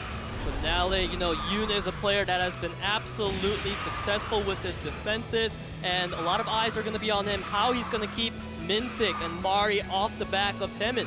Yeah, but it's still a lot of players he has to fight against, right? And right now, they're just going to have to shift. Yoon's going to have to play that runner role as he tries to catch up to Acid Fly. Taemin now with the responsibility to sweep against 2 members of Planet. This means Yoon has to dart forward to first place. He's going to have an opportunity as we get into the difficult area of this track here in Zigzag. Acid Fly leading the pack, but as you said, Will, this is going to be one of the most difficult parts, so when players are maneuvering through difficult parts like this, the rankings are going to fluctuate. Yeah, Yoon just trying to keep close. He grades a little bit against the wall, but it puts him in position to block against Mari. He's safely back in second place, just trying to catch up. He's not quite close yet, but with the team boost, he should catch up to an area where eventually he'll be able to get a draft on these twists and turns. Looking really good for Finale here as they held that 2, 3, 4, 6, but now definitely they are falling behind a little bit, but it's still okay because if you look at the points score, Planet and Finale are really close, only 1 point difference. It can go either way. Yeah, and looking at the minimap, Minsik is actually so far behind. Oh no, Vanilla colliding into the wall. I was gonna say, Minsik was in guaranteed 8th place, and Finale, they just had to play for the middle of the pack, but now they're the ones with Vanilla all the way behind. This puts a lot of pressure back on Yoon and Striker to shoot forward and keep this lead. The 2 duo for Finale Esports absolutely needing to come through. The 2, 3, 4 position for Striker, Yoon, and Temin. They are 1 point behind Planet right now. Yeah, Striker's in position to overtake at the end. It's going to come down to Mari. Can he push Striker away so that he cannot get the right course on the draft here? Mari's actually doing such a good job of just keeping him in check back and forth. He can't get into a position right behind Acid Fly to get in front. 500 meters is left for these 2 teams right now. Finale leading out over 1 point. Acid Fly, Striker coming in. Mari trying to go for the blocks. Oh, Mari couldn't catch up, so the call came out for Acid Fly to actually block the other members and try to get a 1-2 finish, but it was not enough. It definitely wasn't the amount of force they needed here because a 9-point finish for Finale Esports. That is a huge lead to have as they take us into round number 5. All right, we go down to the wire here with track number 5. We're going to be waiting for Village Bayside Bridge Run. Now, at the end of the day, it's going to be Minsik who still ends up in that 8th place, and it's not going to be, you know, too much help here for his teammates.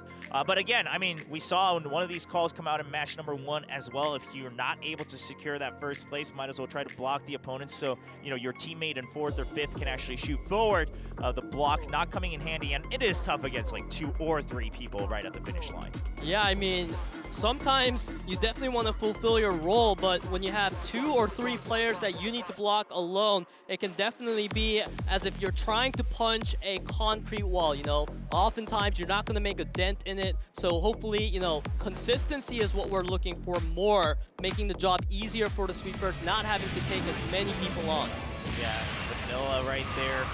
Not able to keep his position there towards the last hairpin, and Acid Fly just trying to block at the end. That way he can secure first while he blocks away the other members of Finale.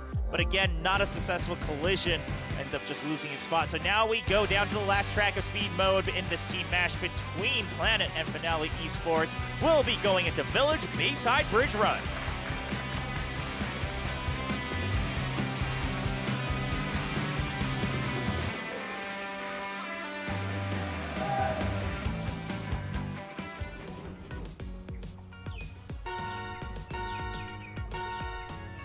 And we're off. Planet and Finale Esports in track number 5 going into Village Bayside Bridge Run.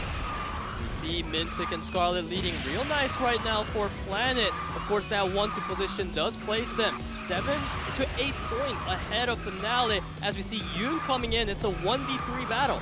Yeah, Yoon just trying to stay ahead. I mean, he's going with that New York tour bus as well, just to make sure he has the optimal line to get in between these carts and try to get ahead of him, the rest of the pack, but it's not successful just yet. Now, Taemin is here for support, but it's whoever gets in first between these two members of Finale. They have to keep the runner position and keep that first place.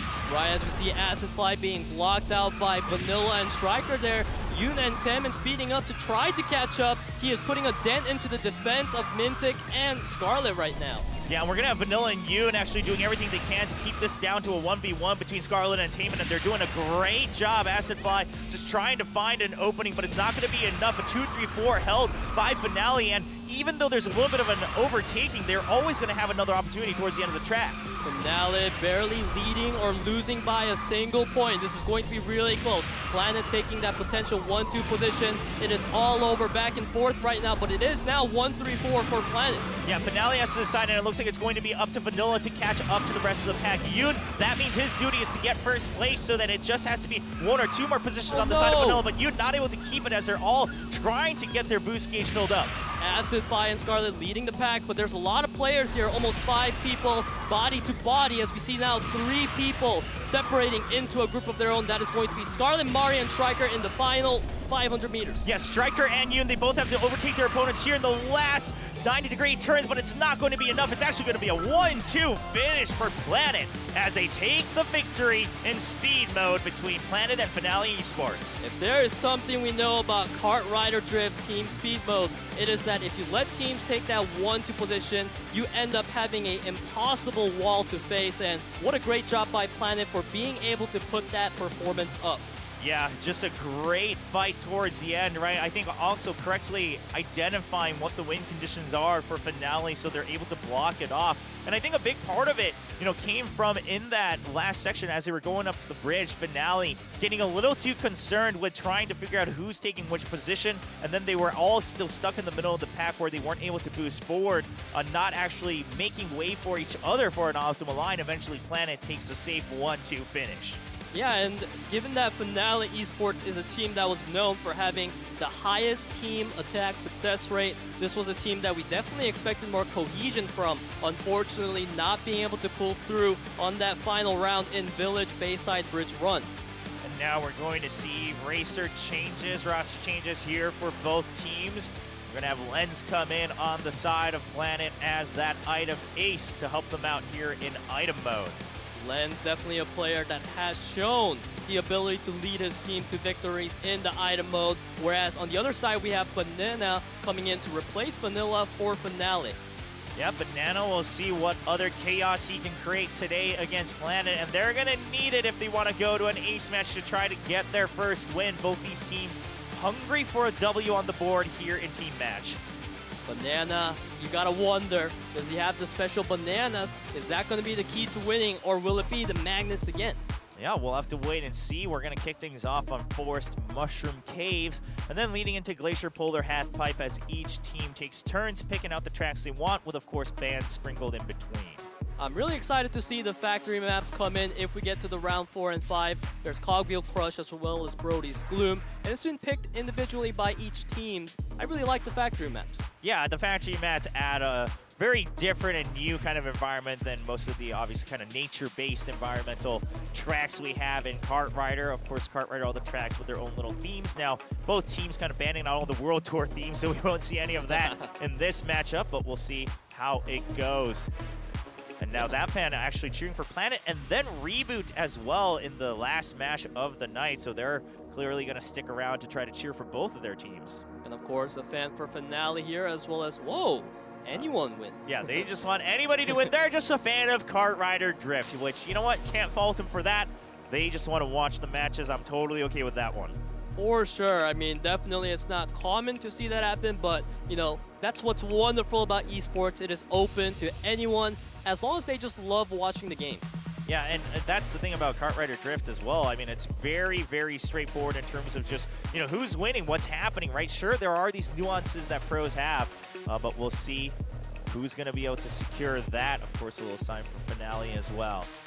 Finale Esports, this is a team that has had a very high defense success rate in their player, Banana. He's been able to block so far already 16 times, which is a 51.61% success rate, and that's really good. Yeah, I mean, if he's defending more than half, basically, of the attacks that are coming towards him or his teammates here in item mode, that's incredible. But that means that they need to have someone in position to get into the finish line as well, right? And that's what they were lacking. The chaos was there. The attacks were there. They had several attempts. Then they have someone like Banana who can help defend for his teammates. But at the end of the day, you still have to finish the finish line. You have to cross the finish line, rather. You cannot just focus on the battles here. For sure. Of course, we have Planet as well coming in with Lens, and Lens so far, he's definitely shown that, he knows what to do for his team. He knows that the runners for the team are getting ahead, and all Lens really needs to do is stay composed, figure out what items are allocated so far between the teammates, take a look at the opponents as well, call out the shield and the angel timings, and he's really great at that. Yeah, we're just getting set up here for item mode. Of course, with both teams having roster changes, although the players have been on stage, just double checking everything to make sure we're ready to go in. And once we go in, hopefully we just go through all of it. That's why we're taking this time here on the stage. Of course, it does help, and it's nice to have all the players and the fans here in the stadium as well, so that we can get everything moving right along. Yeah, I mean, players are definitely not worried about a little delay, waving hello to the fans. They are looking super ready to show their skills in the item modes that they have developed. Yeah, looks like just double checking audio here in the last second. It's important. If you're a pro gamer or even a serious gamer, you know how important audio can be. Well, especially obviously with the team comms as well, right? I mean, yeah. Again, we've seen it in team matches for Kartrider Drift already.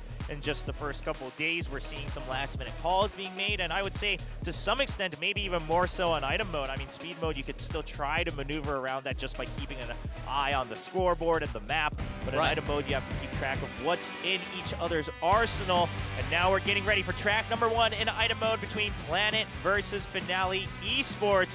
Who will be able to take this, and will we even get to an ace match? We'll find out as we get ready for Forest Mushroom Caves, and that is just a teaser. Yeah, we're not going in just yet. We're actually ready to see the players again, their take. How do they look about to, tackle such a big map as Forest Mushroom Caves? You can see our players looking very focused. He's looking at the screen, but now looking around, checking for sound again.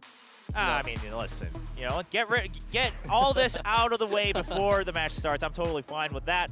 We were just given a teaser to make sure you guys were all paying attention at home, right? Yeah. Just waking everyone up, especially if you're watching from across the globe.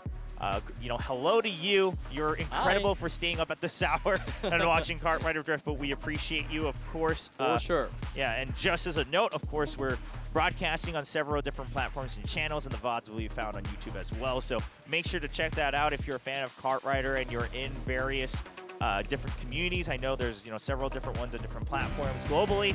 Please make sure everyone knows that they can check out the best of the best Korea compete here in the KDL. Ladies and gentlemen, we are getting ready for track number 1 of item mode. It's Forest Mushroom Caves.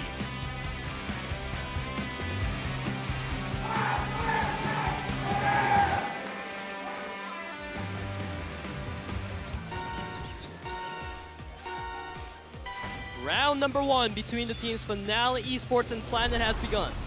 And we're going to just see everyone trying to make sure they secure their items. Now, no one trying to just wait to get double items. They're all just happy to move right along as we try to go through these tracks. Now, not too much saving, just a couple magnets here towards the end. And Strike and Scarlet, surely they're going to save that towards the end. Minisic just trying to make sure he can grab the items and deny him from his opponents as well.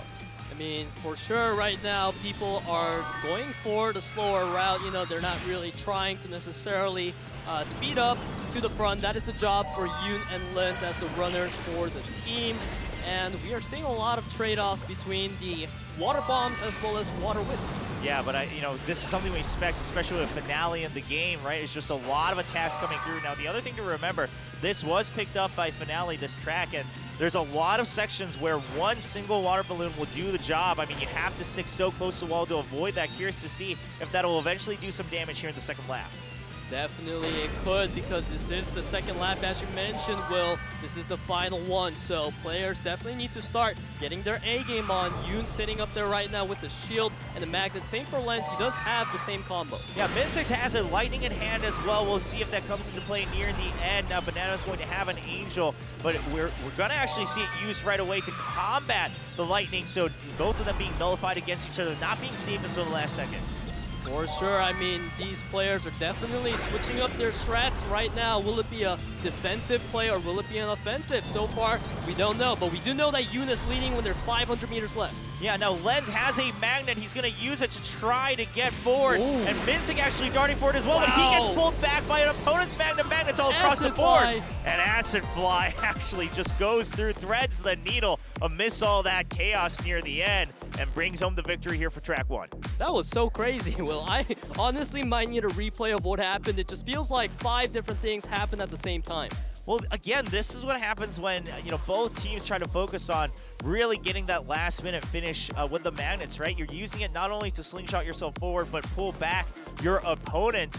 And this is why we're starting to see more and more players try to just body block the targeting on the magnets as well, so that one person tries to take the brunt of it, and then your teammates can push forward. Well, this time it's going to be Acid Fly who gets away scot-free. Acid Fly, this is a member that we've heard so much things about for Planet. Definitely proving to be the player that we all need to watch out for. And of course, that was only round number 1, but it did go in favor of Planet. So will they be able to continue on this lead? That's what I'm looking at. Yeah, well, we're getting ready for track number 2 of item mode. It's going to be Glacier Polar Halfpipe.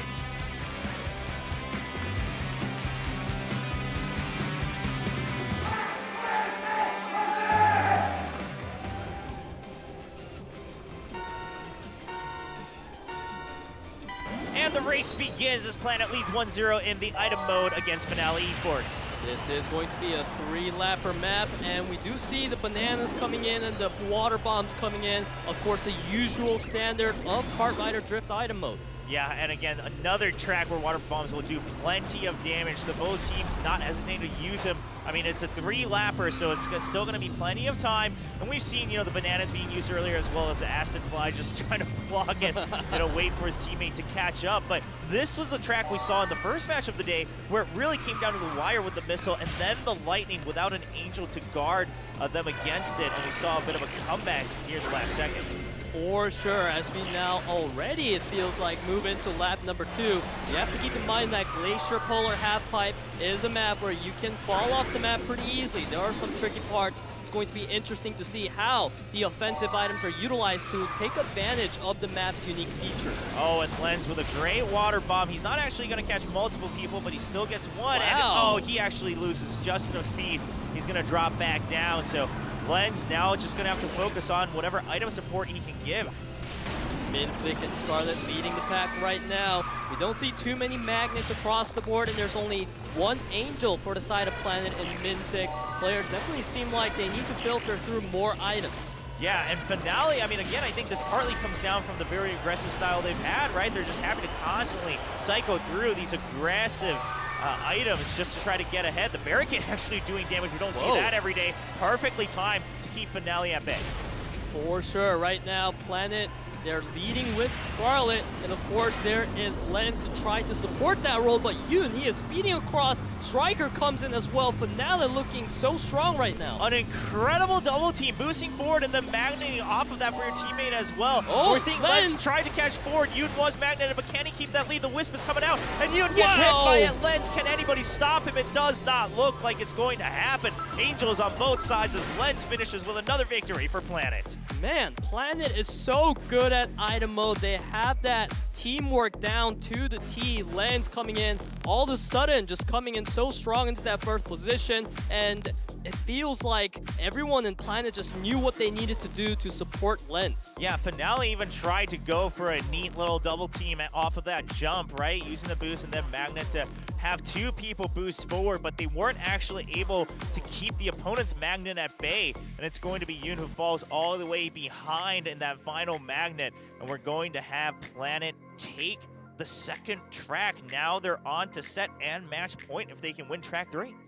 Yeah, if they win this, then they don't need to go to ace mode. And if you're a fan of Planet, you surely would like to see that, because you don't want to risk having your win or loss be decided by a single ace mode match. Yeah, Finale down to the wire. We see it in Banana's face. He's concerned. He wants to bring home this track victory so they can stay alive here in this match against Planet. Track number 3 is going to be Mine Motherload.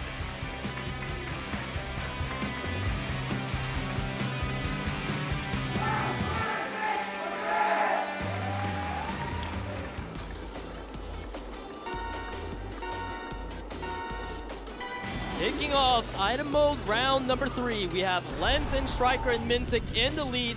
The ranks are going back and forth. Yeah, and again, with another 3-lapper, no one too concerned about hanging back just to secure the early items. Happy to just move forward and eventually stack them up. Now, both of these teams very fast with the cycling of their items as well. So a little bit of a different meta than we saw in the first match.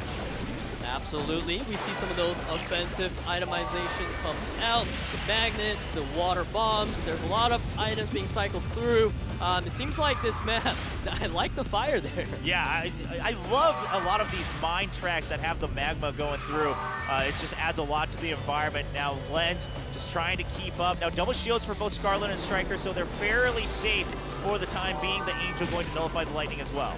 The lightning, definitely, you want to nullify that because you don't want your position to fall behind too far, and that is absolutely what a lightning can do to you, as we see a lot of just boosts being available for these teams so far.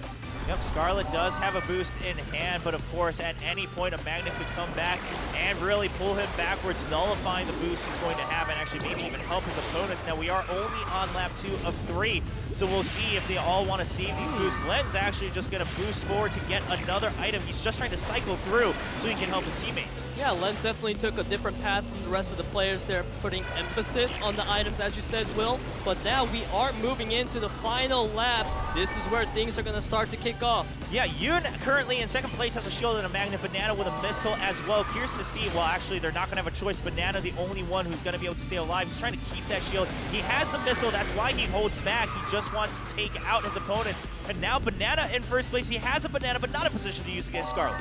Scarlet definitely going for that 1v1 angle against Temin. The question is, will Banana and Lens have the support? We see the magnet being popped there. Yeah, and now Angel's being cycled on the side of Planet just to try to make sure they're safe all the way to the end. 500 meters. Lens does have that final magnet. Can he use it? Temin's going to try to boost forward near the end here. Looking really close. Temin speeding up, but then Scarlet comes out of nowhere. 4 members of Planet locking in that 1, 2, 3, 4.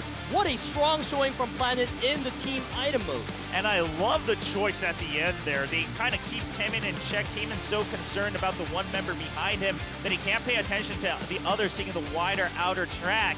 And they all boost past him. He's just trying to keep them at bay with the magnets, but it's not going to have any effect. Planet will finish item mode 3-0, giving them an overall 2-0 victory in this team match. And every single one of their members came in finishing the race off at a 2:13 record. What a teamwork, man. Great play coming out from Planet. You love to see it, getting that first victory. And I mean, the players, you can see just how much they wanted it. Again, both teams, they came off of a loss in week 1, and Banana not happy at all about neither his own performance nor the team's. For sure, Finale Esports, this was the team that we talked about wanting to prove, hey, we're not having the best stats right now, but we are still better than you. We can make it to the top 4. However, today was not that day because Planet was able to outperform them in both the speed mode and the item mode.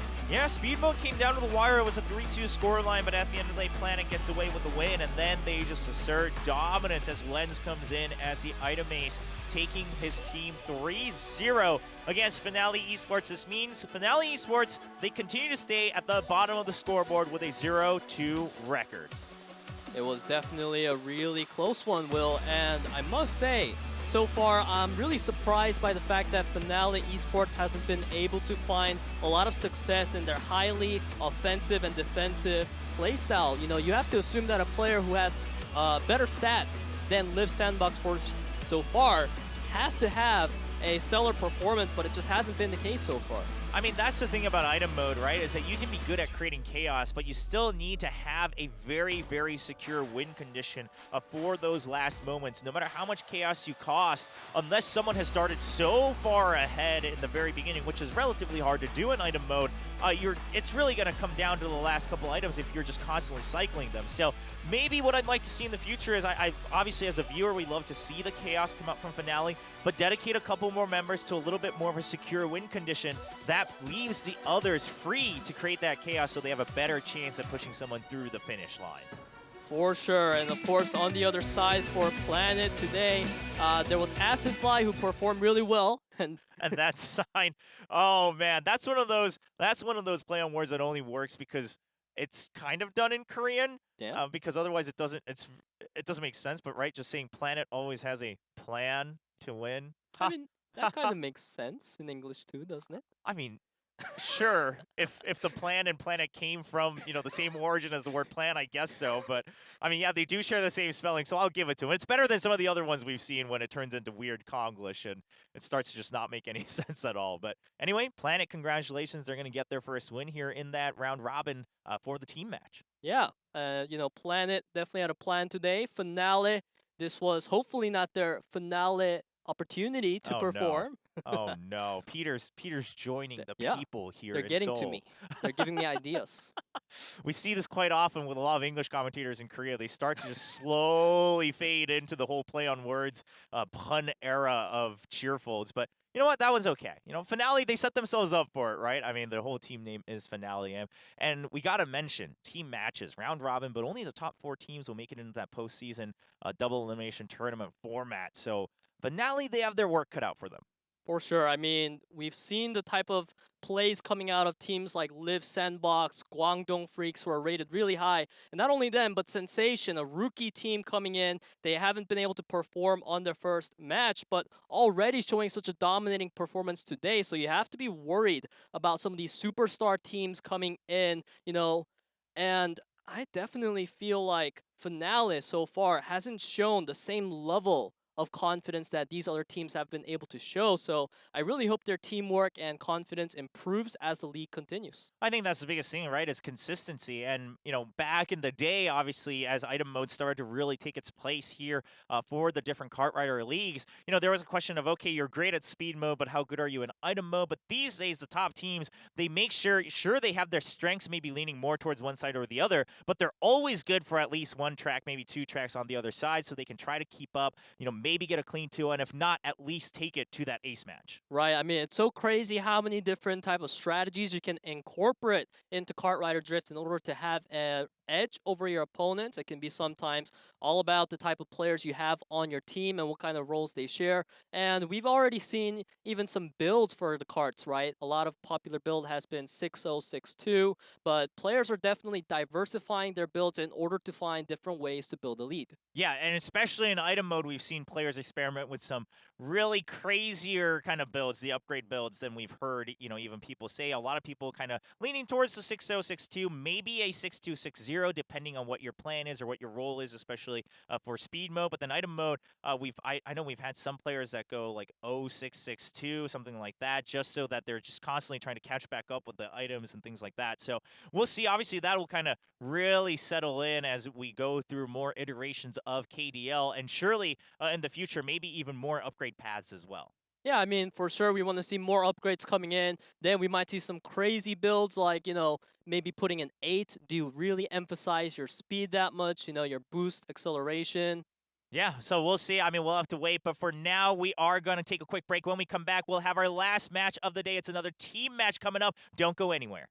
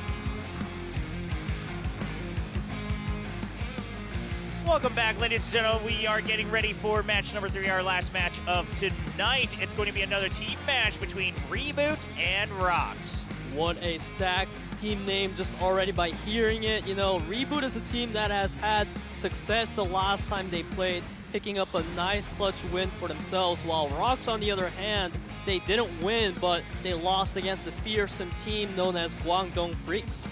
Yeah, I mean, of course, ROX definitely a tough opponent, but let's talk about ReBoot first, of course. Like you mentioned, Peter, coming in off of a victory in Week 1, they're trying to continue that trend here for Week number 2. Of course, we can see the members march again, looking very confident. Loading, Kosu, Luning, and Pure will be the members to round out the team.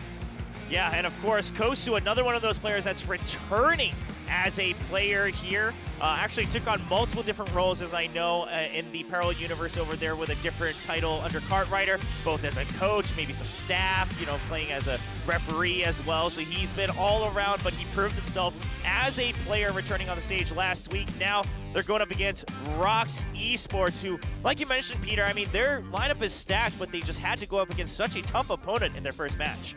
For sure, and ROX Esports themselves, they are definitely going to be proving to be a tough opponent themselves. In their members will be Vega, Dutzy, Jung, Spell, and Plansy. Yeah, I mean, Jung is one of those players who has a great reputation in that alternate dimension for Cartwriter, but now he has to prove himself here for Cartwriter Drift. And then there's Dutzy, who has one of the kind of only pure debuts here in the Cartwriter Drift League in the preseason. He has a lot to prove against all these veterans from all the different games. Speaking of Jung, he has proven to be such a strong member for ROX, constantly leading the pack, but for now, we're going to take a look at Team ReBoot. ReBoot's completed with the first win. Will they become a dark horse this season by winning consecutive matches? That is the question. Yeah, they very well could, and they're cheerful saying ReBoot, you know, to victory. On the backside, it says ReBoot to victory, so we'll see if they can do that. Just to take a little jab at Jung, saying, oh, you've grown a lot, Jung.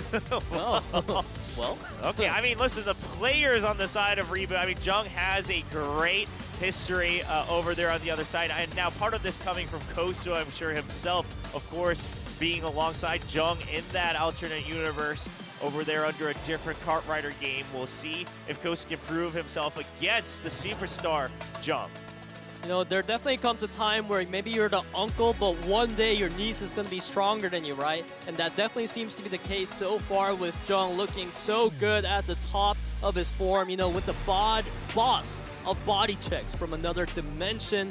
Is this the start of the rebellion of monster rookies? Yeah, and we've been talking about the importance of sweeping here, you know, body checking against your opponents in speed mode. We'll see if Jung can really use that to carry his team to victory.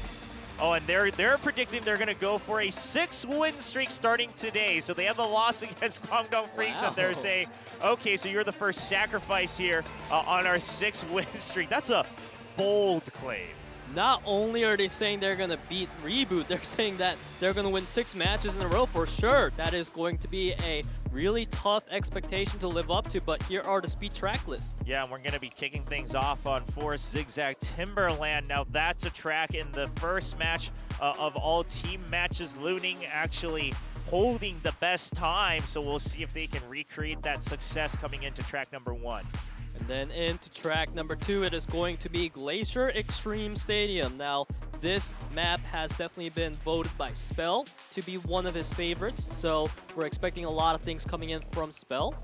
Yeah, we'll see if they can keep that up. Of course, both teams alternating bans and picks. Now, this is another case, as we kind of hinted at, Kosu on the side of ReBoot, and then Jung on the side of ROX. Kosu used to be the coach for Jung, who's now on ROX, over on the KRPL, the Cartwriter Plus League. So we'll see if they can kind of face off against each other, who proves themselves right. Earlier, we had Hojin proving himself against his former apprentice Hero, saying that, you know, a veteran's a veteran for a reason. See if Kosu can do the same against Jung. For sure. I mean, veterans definitely got to prove themselves. That is what the term veteran is for. You know, you have a great record, but are you still that person? Yeah, we'll see if, I mean, especially for Kosu, right, returning after several years. see if they can do, or see if they can prove that they haven't really lost the touch, you know, hopping around all these other roles. Well, ladies and gentlemen, this is going to be the speed mode match between ReBoot and ROX. We're getting ready for track number 1. We'll be going into Forest Zigzag Timberland.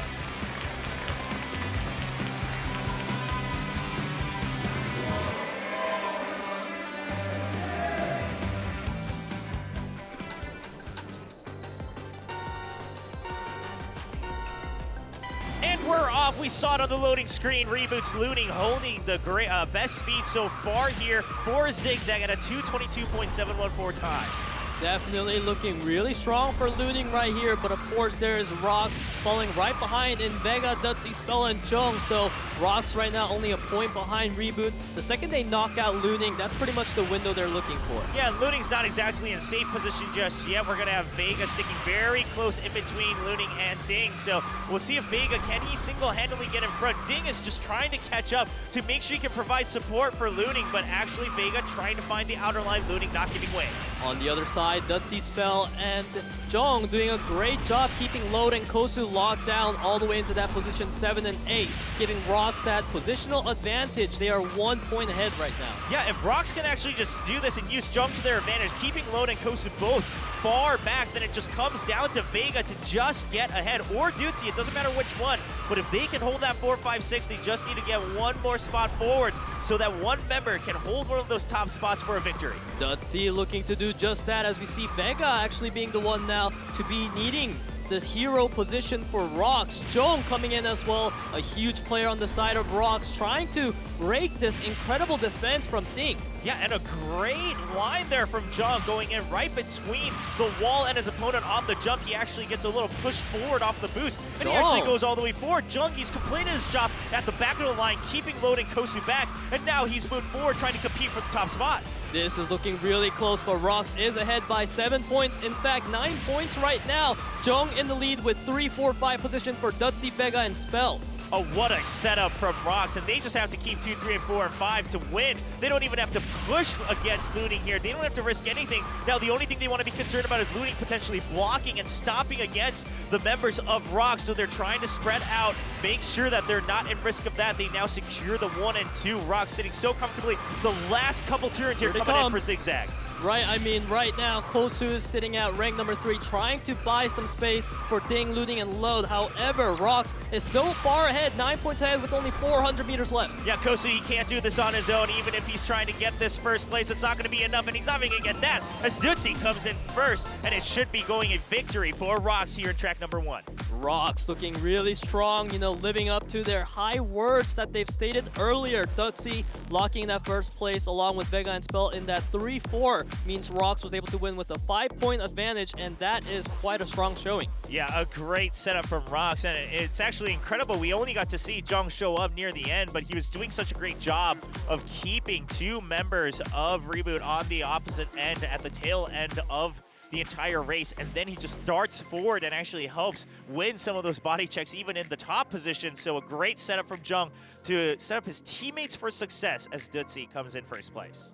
Jung and Vega, this is the duo combo coming in from the next dimension known as KRPL. Looking really strong here, even in KDL so far. You know, they absolutely did just that on day number 1 and 2, but so far, even on day 3, looking to be really good. Yeah, we're gonna see Ding just trying to block for his teammates, but actually cuts a little too close to the wall and just bounces back without a successful collision there, and makes way for ROX to push forward.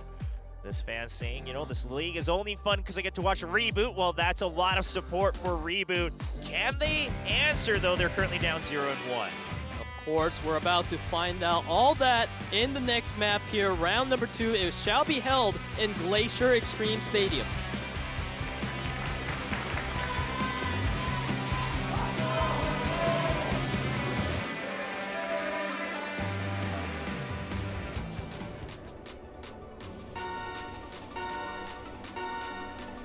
Kicking off round 2, we have Dutzy in the lead with Ding and Vega.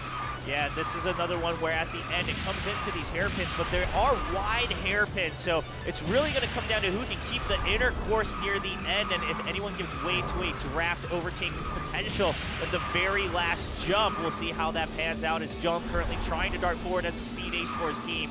Jung looking really good, always being the one to contest that front position, actually trying to break almost two people's defense, but wow. Yeah, he actually gets bounced backwards. He gets a little too greedy on the body check, and he can't keep control of his drift. He's going to fall far behind, and now he's alongside Vega at the very end. It comes down to Spell just to keep people at bay on the side of ReBoot, but they're getting away for free. 3 members up front, and it's not too close yet. Spell not in range to overtake any of them just yet. But Joan, you see that he's trying to recover. He's coming in hot once again to try to break this 1-2-3-5 formation of ReBoot. But now this is going to be the second and final lap, so ROX really got to pull tricks out of their hat right now. Yeah, now like you mentioned, Jung helping the rest of his teammates cash forward as well. Now that's allowed them to have another shot. Everyone's still bunched up close enough that Spell and Jung, even Dutzy, could contest for some of these top spots, but Looning getting away absolutely free up front. No one even in range to catch a draft behind him. So Looting should be coming in first, which means ROX has to contest for these second and third positions.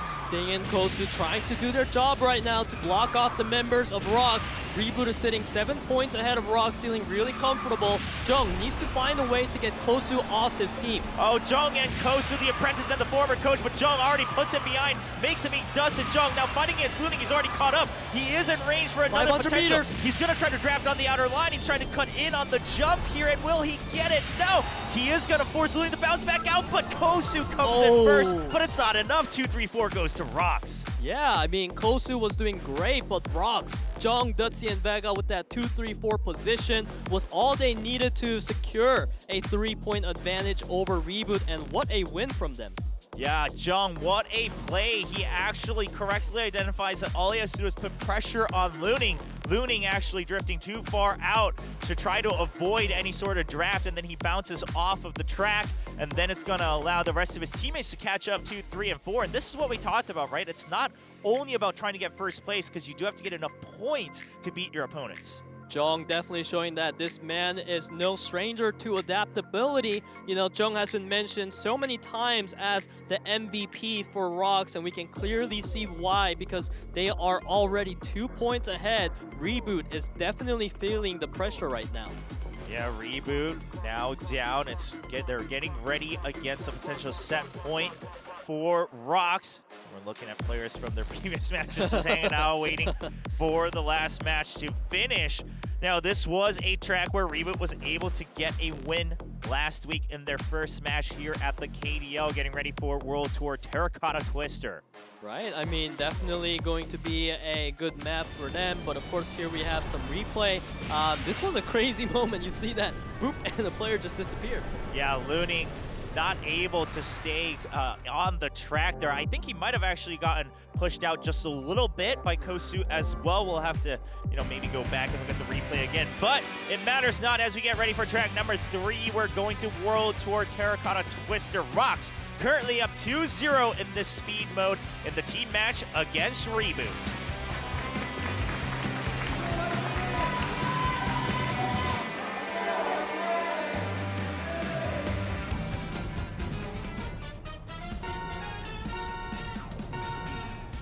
And we're off as ROX wants to finish this speed mode in a 3-0 clean fashion. ROX looking definitely strong in doing that because they are at the 2-3-4-5 formation. Looning leading the pack, but both Kosu and Ding are getting blocked out by Vega. Yeah, and something we've seen in this speed mode already is that, yes, Looning, we see why the hype is behind him for ReBoot, but he can't do it alone, right? No matter how long he holds on to his first place, if he doesn't have the proper support, he's going to have to start to make some risky moves towards the end, which has cost him the first 2 tracks. Right, and Ding and Load and Kosu, they're trying to do whatever they can to try to get Dutzy and Jung off his heels, as ReBoot right now leading 3 points ahead of ROX. As long as Looning keeps up this advantage and his teammates are able to catch up, ReBoot might have this one in the bag for them. Yeah, Load correctly identifying an opening there in the inside corner. He's going to come back to help Looning. Now, earlier in that difficult area of this track, we saw Ding trying to block his opponents as well, but he actually gets bounced back, so he's currently just sitting comfy in 8th place. It's going to come down to Looning and Load. This is the final lap, so it's going to be really close. ROX ahead by 1 point in front of ReBoot right now. Looning still sitting at first place. Jung, can he get in front of Load? Yeah, Low just doing what he can to try to block, but he actually scratches the wall a little too close. He's going to lose a lot of that speed, but Ding correctly boosting off of a draft. He's catching back up to try to provide support. Right now, up front, Dutzy and Looning duking it out as Jung just tries to hold Ding at bay. Kosu and Load, they are sitting at 7th position, costing ReBoot a lot of points. They are sitting 3 points behind ROX right now. This is the trickiest part of Terracotta Twister, and our players are doing a beautiful job maneuvering through them. Yeah, the top 3 players all taking the closest line they possibly could against the corner, and that means Dutzy, it's up to him. Can he go against Looning? He actually doesn't even need to, so he's not going to greet it. They just want to get the 2, 3, and 4, and ROX will get it. They finish speed mode 3-0 against ReBoot. It went exactly as you said it earlier, Will. Looning, he is that consistent player for ReBoot. However, Ding, Load, and Kosu were unable to prevent Dutzy, Jung, and the rest of the ROX players from getting that 2, 3, 4, 8 position. Yeah, and again, you can have a star player, but you got to be able to secure some of the other spots in the middle of the pack. I mean, I'm looking at the scoreboard. We should see it come up here. I mean, look at ReBoot, right? Not another single member in the top 4. That makes it very difficult, in fact, impossible to win in terms of scoreline. So Looning, he can put up all the records he wants on all these tracks, but if it's not going to be supported by his teammates, they're not going to get any more of these W's on the board. And speaking of W's, there's already 3 locked in for ROX, so that is going to be the set 1 going over for them. And now, of course, moving into item mode, we hope to see better performance out of ReBoot because you do not want to get 3-0'd repeatedly. Yeah, you definitely don't want to do that. I mean, that would be a huge damage to your morale. Now, they did get their victory overall last week, winning both speed and item mode against Finale. So we'll see if they can do it again. Of course, the item mode, it actually came down to the wire with Kosu pulling some heroic moves for his teammates to secure the 3-2 victory. We'll see if it's going to be another close one today against ROX. And hopefully Pure coming in as a new player, as the item specialist, will be able to provide that support that is dearly needed by ReBoot. And of course, ROX also has their specialist in Plan Z. Yeah, Plan Z coming in as the item ace here for ROX Esports. See if he can help secure a clean 2-0 win, or if we're going to see this go to another ace match. We saw our first ace match of KDL earlier today in the first team match of the night. Yeah, and as I said earlier, I really like ace matches, so it would be exciting definitely to see that happen again between ReBoot and ROX. But before that, we need to take a first look at item track list. Yep, ReBoot banning out Mine Magma Cavern and Gangnam Streets. Meanwhile, Factory Cogwheel and World Tour Istanbul being banned out by ROX, which leaves us with a smaller pool, and ROX will take us first into Glacier Polar Half-Pipe. Course, that is a map with a lot of vulnerabilities, and then followed by Factory, Brody's Gloom for ReBoot. So it's interesting that, you know, this map was picked as their favorite because not a lot of teams pick that one as, you know, their favorites. Yeah, we don't see it as that first pick too often, so ReBoot will see what they have cooked up. But I mean, the very first one, right, we saw it earlier as well, Glacier Polar Half-Pipe. A lot of the track in the, you know, beginning section and the middle section is narrow enough that even water bombs can do enough damage. See if that comes into play again. And of course, the last very end U-turn, so susceptible to magnets more so than some of these other tracks. Man, I really like magnets because of the different aspects that they bring to the item mode, and I'm sure the fans love it as well. We can see a fan for ROX coming in. We've had another man ditching their classes just to come support their favorite teams and players.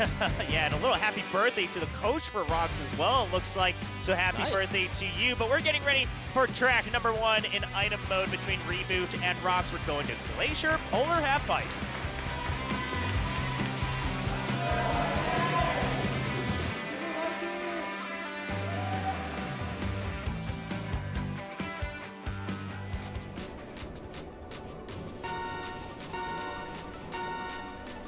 And we're off as we see a couple of these players going for different card bodies here in item mode. Seeing that Shellback Raider for Ding as well. One of my favorite cards as well. Yeah, Shellback Raider, who wouldn't love a little cute card like that? I, for sure, am a fan as well, as we see double Water Wisp for Spell. It's not very common you see that, so it's going to be quickly filtered through. Yep, just trying to cycle through their initial items, right? Getting rid of these EMPs as well. You're not going to find too much use for a very niche item. So just cycling through for something that's more reliable for those last minutes, especially for your team. We're looking at potential barricades, magnets, angels, things like that. For sure. I mean, this is going to be a 3-lapper, and this is only the first lap, so you can see the players are taking it really slow right now, gathering up whatever they can. So far, there's only one magnet on the side for Looney. Yeah, Dutzy is getting away quite far ahead. Now, eventually UFO will come in. Yeah, I was about to say, it's not going to do him too much good because especially near the end, there's a U-turn, so you'll always be able to be targeted by a magnet. So Dutzy, he's not going to feel too comfortable just sitting ahead without much info from the rest of his team. But he's ahead again, and he just has a banana. Like, Dutzy, he has no fear.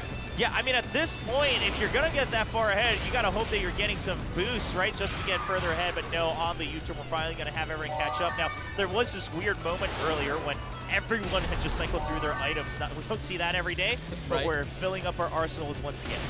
Of course, and now we are in the final lap, and as we take a look at the items, there's only one angel available for ReBoot. There's no angel whatsoever for ROX, so they are open to a lot of attacks. Yeah, and they don't even have many ways to catch up right now either. Finally, Dutzy getting a magnet. He's going to have to save that for the last seconds. Pure does have a banana. That may come in handy. Dutzy actually just going to shoot forward by using the magnet early, but the UFO comes in clutch. He's going to be slowed down. He's trying to stay ahead. The Wisp comes out, but Spell using that balloon. He's using the water bomb just to get through, cycle through the items. The barricade comes out. They dodge it, and a banana place right behind. And that leaves Plansy up front. Can he get through in first place? The magnet! The magnet pulls him back, and Kosu finishes the race for ReBoot. The triple tag play between Kosu, Ding, and Looting paid off. It was looking so good for ROX there in 1, 2, 3, 4. However, ReBoot manages to find that angle they need. Yeah, a great finish, and this was one of the kind of more different track finishes we've seen in item mode, right? Oftentimes we've seen teams really hold on to multiple magnets just to counter each other trying to slingshot forward. But this really came down to one magnet just pulling back Plansy, and then the rest of ReBoot pushing forward so that one of them can guarantee that first place finish. It is worth mentioning again for those who are new. Of course, in item mode, it's whoever crosses the finish line first. Right, that's all that's needed. It doesn't matter, you know, you could have 2, 3, 4, 5. If the opponent has a player in that first place, that is the victory point going over to them. As we take a look at the replay, we saw Pure turn around and go for some crazy moves. Yeah, he went for a spin turn attack. Now, those are the mechanics we'll see a little bit more often in item mode. Obviously, it can be used in speed mode as well. I believe I think it might have been Insu who did that a couple times, either in the qualifier or in the Hidden Racer pre-show they did before the league kicked off. But obviously in item mode, you can turn around while maintaining your speed to target someone behind you as well. Yeah, I mean, that's really cool. I love seeing all these strategies coming out of the item mode. And of course, the next track is going to be ready for us. It is going to be Factory Brody's Gloom.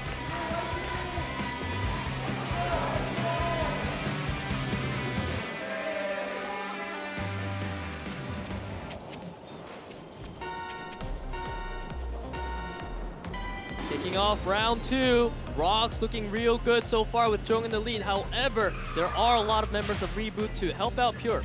Yeah, we saw ReBoot earlier right off the start, just trying to block away members of ROX so they can dominate the earlier items.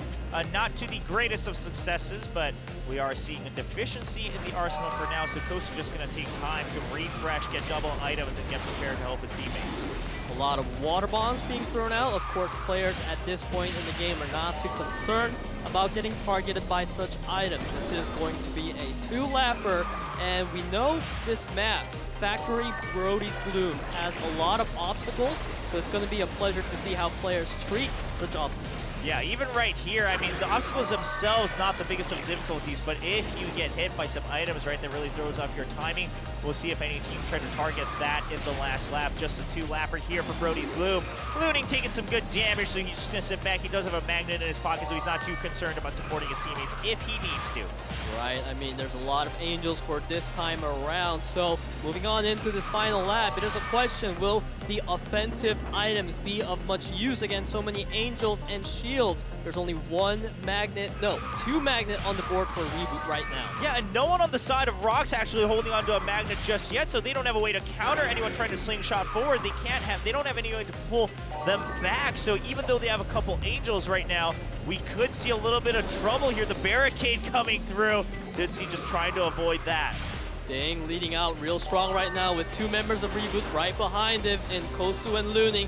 Dutzy trying to get across and break that line of defense. Yeah, but still, again, nothing to boost him forward. He finally gets a magnet. Can he use it to success? Looning's going to use his, but it's not going to be enough. Jung still holding strong as we get down to the last couple meters, and Pure is going to enter safe and sound to bring yet another track win for ReBoot. That one felt really controlled by ReBoot. I feel like they had this match planned out and they executed it without much trouble.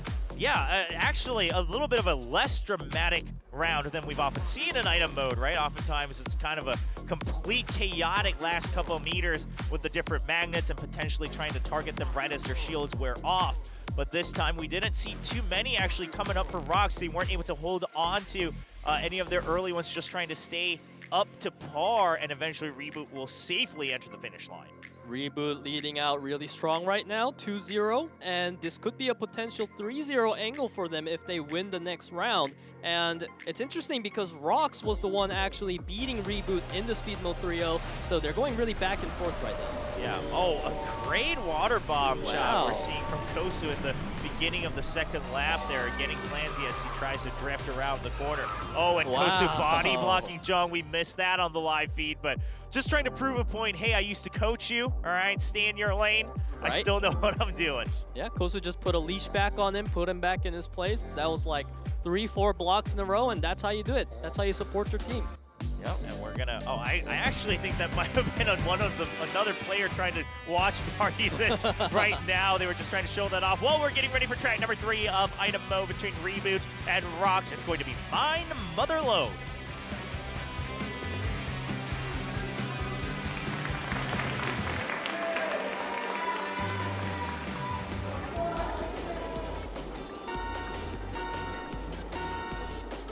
And they're off. ReBoot trying to finish this off 3-0 and take them to another ace match for us here in the last match of the night. This is going to be Mine Motherload with a 3-lapper, so our players are going to be once again carefully deciding what items. You know, honestly, it feels like Magnet definitely seems to be one of the most highly prioritized items so far this season, so we see Dutzy and Spell holding on to theirs. Yeah, now the big question comes into play when also, obviously you want to try to keep some of these shields alive if you're up front, especially if your team isn't stacking Angels and trying to save them for the last seconds. But that means you're losing a spot for a potential magnet, so that's where we see a lot of the calculations coming in from these players trying to figure out what do they want to keep in their arsenal versus cycle out as they enter the second and third lap. A lot of boosts across the board. They're going to be quickly utilized to speed up the pace of the match even more. We're seeing Kosu leading out by quite a bit. We will see if an item comes in. No, not even needed. Kosu just slows down himself. Yeah, Kosu just trying to make sure that he doesn't get caught by anything up front. He's actually trying to also scout out these items. He's going to get shields used on both of those, dodge those safely and sound. Kosu, he's got the boost, so he can absolutely cut in front of Clancy, which is what he does. And now we see Jung at the leader, top of the pack for ROX. He needs to be the one to pull through. Yeah, and it's actually just a lot of coordination coming out here from ReBoot. The way they're holding on to first place and then backing off right as another item comes through. We saw that earlier. Their teammates used the UFO, so they actually backed off and then boosted back forward. We'll see if they can keep that up at the third lap, though. Still a ways to go. This is definitely where that shot calling starts to get a little bit more hectic, and you're not able to calculate things as much because you don't have as much time to work with. But Spell right now looking really comfortable, and he does have an Angel. Yeah, and we're going to have Dutzy with double magnets as well, so Looning, he's not going to get away with anything too freely. Dutzy's just making sure he stays by so that he can use that if he needs to. He's actually just going to go ahead and use it as Kosu tries to dart forward. Dutzy, he still has another one as well, a missile in hand, and he's just waiting to see if Kosu goes for anything cheeky. The Angel comes out, it blocks out the missile, and now Dutzy, can he catch up? Boosts on either side. Oh, he drops off the track, and Looning will dart forward. My goodness, ReBoot looking so strong in item mode. They're able to find the answer to the strong lineup of ROX. They know that they are better in item mode, and they absolutely proved it with the 3-0 finish. Wow, so both teams trading 3-0 scores. It's speed mode for ROX and item mode for ReBoot. That means we get to go to yet another ace match here at the KDL. Ace match, we love it. Give us more of them. I wonder who's going to come out for each of the teams. You know, as we take a look at some of the names, you have to wonder Looning. He's been a player that has been a huge part of ReBoot's success. And of course, there's Jung for ROX as well. Yeah, I mean, you got to imagine that on the side of ROX, it's got to be Jung, right? Not only is he great at the speed management itself, but he's always confident in some of these physical battles, so even in a 1v1, he actually has all the freedom to do so himself. Now, on the other side, Looning, he's been touted as a star player, but there is Load listed as a speed ace. We're just watching some of the replays here in the last moments. Now, this was it, Dusty just trying to get ahead, but the Magnet actually pulls him back, forcing him to fall off the track there, not able to keep great control.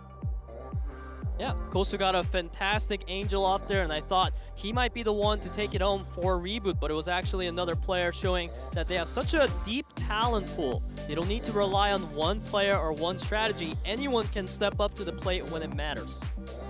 All right, both teams trying to figure out who they want to enter the Ace Smash as we find out what the track is, and it's going to be Mine Rickety Rails between ReBoot and ROX. I love that rickety rail, man.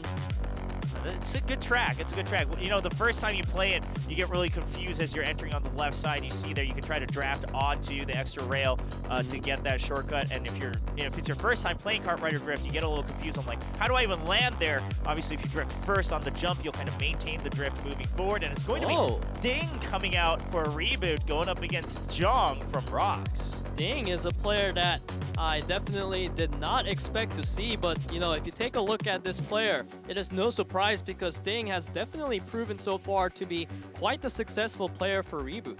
Yeah, we'll see if he can prove that here as well. Now, Ding, something to his name is that he's held on to the first place time attack record in Mine Gold Rush, but it's not the same as Rickety Rails, right? Two different tracks. We'll see if he can replicate that success here today against Jung. Right, and on the other side, Jung, he is a victory 4, meaning he won 4 times in the KRPL, 3 times in a team match, and 1 time in individual. A really strong player coming in. All right, well, both players are going to have to win this Ace match to bring home the victory for their team in their second team match of the KDL. We're going to Mine Rickety Rails.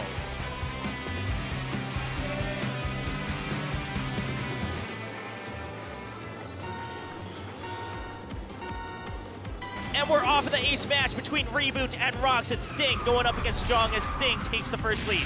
Both players trying to take the inner lining as much as possible in order to secure that position in front of the other opponent. Ding right now is the person leading out and has a full control at the moment. Yeah, but Ding, it looks like just looking at his movement, he's actually so concerned about trying to keep Jung at bay. And Jung is just targeting the most optimal line just to stay close. And Jung's just looking for that one window. He's constantly getting these drafts just to keep up, and then he'll try to thread the needle towards the end, it looks like. The drafts are definitely looking so beautiful for Jung. That's huge! He gets the draft, and as he tries to bait Ding, Ding actually goes a little too close, thinking Jung wants to get by him, and Ding is forced into the wall. Jung darts forward. Ding nowhere close to even getting a draft to try to overtake Jung. You can only see the player tag at this point, or a small version of the cart. Ding has a lot of catch-up to do. Now it's all about taking the optimal linings. Yeah, he's doing what he can, taking the closest drafts here, or drifts rather, on these U-turns, but it's still not enough. Jung not a player to lose a lead like this. He's just trying to stay ahead. Jung simply has to race as safely as possible. Now on the straightaway, 1 extra boost coming in, but Jung saved up 2 in the bank. He's just staying ahead. This is the final lap, and so far Ding hasn't managed to get a reasonable distance closed between himself and Jung, so Jung is looking really comfortable right now. As long as he doesn't make a big mistake, he may have this one in the bag. Yeah, Ding has so much to work for. He has to constantly fill up his drift gauge as well as constantly use those boosts, and he's just trying to create it. He's getting closer than he was before, but it's not going to be enough. Jung just staying ahead, still no draft in sight, and Jung will be entering the finish line and bringing victory to ROX in their second team match. What a one-sided victory for ROX coming out of Jung. We can see that this is the player that we were all talking about when he gets a lead, man, and he just focuses on speeding up for that first place. You can see that he just doesn't give it up. Yeah, and just the amount of pressure he puts on Ding in that first lap, right? Just constantly staying in range for those drafts, but actually not overtaking him until needed. And that's just a lot of control. That means he understands the route he wants to take so well that he's not even, accidentally getting first and then giving way to another draft on the side of Ding. I mean, sure, Jong didn't necessarily intentionally push Ding into the wall, but he was constantly pressuring him where Ding felt the need to try to take an even closer turn at the end, try to get that straight away through the zigzag, and Ding hits the wall. A well-deserved victory for ROX. You can see how happy Jung is right now. He still has the adrenaline going through his fingertips. As we take a look at ReBoot, honestly, they look fine though. They look composed. They're just like egging each other on. We did a good job today. Let's do better next time, guys. Yeah, I mean, of course, ReBoot, they did start off the KDL here with a victory, so they're not in too much trouble just yet. Meanwhile, ROX, they took that loss against Guangdong Freaks in their first match, so they're happy to take their victory. And as they claim, they want to go for a 6-win streak here for the rest of the round robin.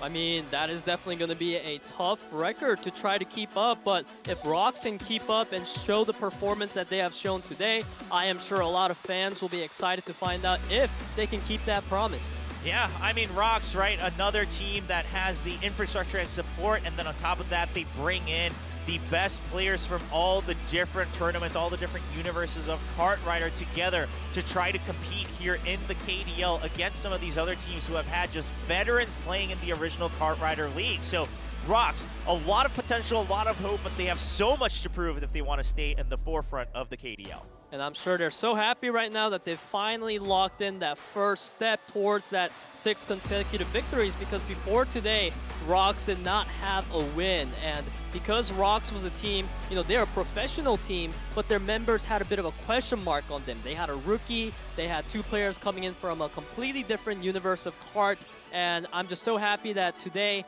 they were able to lock in that win as well. Yeah, I mean, that's got to mean a lot, right? Because especially if you're coming in from, some of these other universes such as KRPL with Kart Rider Plus and some things like that, Kart Rider Rush Plus, rather. I mean, there's a lot that comes with that, right? Where a lot of people say, yeah, sure, you might be the best there, but how are you going to do on stage here, right? In a different setting against players who've been playing for much longer than you, who have been playing the original Kart Rider universe for much longer than you. Can you keep up? And Jung saying, I can, I'm here, I'm ready for it. He wins his first ace match of the Kart Rider Drift League. For sure. As we take a look at the newly updated standings, we still have Live Sandbox up at top with Guangdong Freaks in second place, Aura, ReBoot, and Planet following behind. Yeah, and that means Finale now in straight 8th place as the only team without a win. Everyone else actually trading a couple wins here in their second match. Finale in a decent amount of trouble in this round robin. For sure. You don't want to be the one to be that far behind. And every other team right now does have that 1 win locked in for themselves at least. So we can already see that already in day number 3. The gap is starting to grow. Yeah, and this is what we talk about in a round robin, right? We can always say, okay, you have many more matches, you have more chances, but again, it depends on your schedule. If you still haven't gone up against the monsters of Live Sandbox, Guangdong Freaks, and even some of these other, quote-unquote amateur teams that are filled with legendary players like Sensation, then you got to start to think, I mean, we're just losing all of our chances here in the early rounds. Yeah, not only Sensation, Guangdong Freaks, and Live Sandbox, but today I'm sure that ROX has proven to be another yet one of those teams that you have to watch out for, because, especially just because of players like Jung, and he's going to have a fantastic synergy with Vega. Yeah, so we'll see how these teams develop. I mean, that's the other part is now that we're getting through the first official matches of Kart Rider Drift, teams are going to start to figure out how they want to improve. What are they going to focus on? Because it's going to come down to which teams can adapt in a short amount of time, because there's only a couple days in between each match day. For sure. Not a lot of time to prepare for the matches at all. I mean, it's like your backs are to the wall, and sometimes how do you come up with all these picks and bans and also the strategies? But that is what pro players always have to do, and which is why we always commend them for their hard work. Sure. And it is such a pleasure to see their journey go across. Yeah, I mean, there's a lot that goes into it. And then on top of that, I mean, you're not just playing on your own, right? Sure, Right. you can be in the solo mode as well, which is a whole different tournament currently in the Kart Rider Drift League. But in the team mode, you have to figure out your communication, your coordination, and then some teams, right, they excel at having everyone still be able to play whatever their role is, right? No matter what the position is. But then teams like Sensation, where they only have the core four, they're kind of stuck with, well, I'm only good at this. Let's just focus on that. Then if you kind of lose your first running position or something like that, it starts to become a much harder match for you. Right, and I want to talk about some of these, crucial players coming in. I feel like Looning is a player that we've had so much expectation for. He's been regarded as the dark horse to watch out for per se, and he has definitely been keeping up that lead for his team. I feel like Looning, you can't really blame this guy for anything. Yeah, and he is continuing to prove himself right in the solo mode as well. He's already made it to the round of 16, breaking through in a tough group of Group A in the round of 32 alongside some legendary players. So keep an eye on Looning as well. But again, we've talked about it both in speed mode and item mode. Part of that just comes down to what you can train in your teamwork. Now, something else we should mention is, of course, we're still only in the preseason of Right. Kart Rider Drift League, right? We're going to have a Right. couple preseasons, and then the regular season that launches the true league will be kicking off later in the year. But let's take a look at what happened today. First of all, we had Sensation going up against Aura, and that did go to our first ace match of KDL. Yeah, I mean, both teams were pretty evenly matched. It was 3-1 for speed and 1-3 the other way around for the item mode. And of course, it was Hojun coming in for Sensation, the team's leader. Yeah, and going up against Hero on the other side, right? So a little bit of coach-apprentice or coach-player rivalry there between Hojun and Hero. But Hojun, puts his foot down and says, you know what? I'm a legend in Kart Rider for a reason. Brings home their first victory for Sensation. I really enjoyed also the performance out of Aura today, so I'm excited to see them play more. But of course, in Match 6, it was Planet taking that victory over Finale Esports. Yeah, quite cleanly as well. Speed mode did come down to the wire as a 3-2 scoreline, but they win both team matches in speed and item, so no need to go down to a nerve-wracking ace match between these two teams. Finale Esports, they're the only team right now with 0 wins, so I know that they're going to find a way, especially in item mode. They need to figure out who is really the one shot calling and does he have the right read on the meta. Things like that are going to be super crucial. And for speed mode, I think it was just really close and almost kind of like a bit unlucky this time. So I feel like as long as they emphasize item mode more in their practicing, I think they'll have better results. Yeah, I mean, that's one of those things, right, is you can't always guarantee you're always going to win one of these modes. So you still want to have somewhat of a balance. Like you mentioned, speed mode sometimes just comes down to, who's in better condition that day. Now,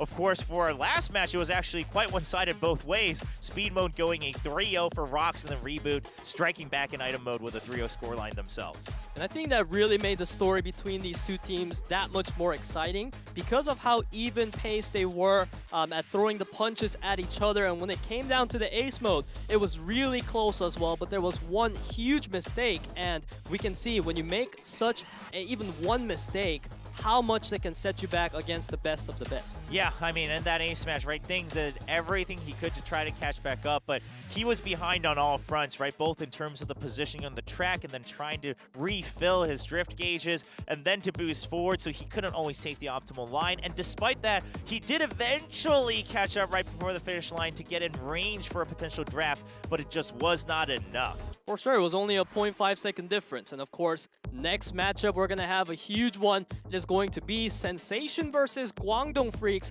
as well as Live Sandbox versus ReBoot right after. Yeah, so this is coming up this weekend on Saturday as we continue the Kart Rider Drift League. Of course, on the weekends, we'll have the solo matches come back as well. Round of 32 Group C will be happening with the likes of World and Kosu. And then we see Banana in there as well, and Yoon, who we saw play today earlier in the team matches. Yeah, I mean, Banana, a player, I just feel like just his name, his presence, his in-game skills, everything about this guy is like a superstar, and I just want to see him play more and more. I wonder how he's going to perform against all these talented people in Group C. I know it's not the hardest, right?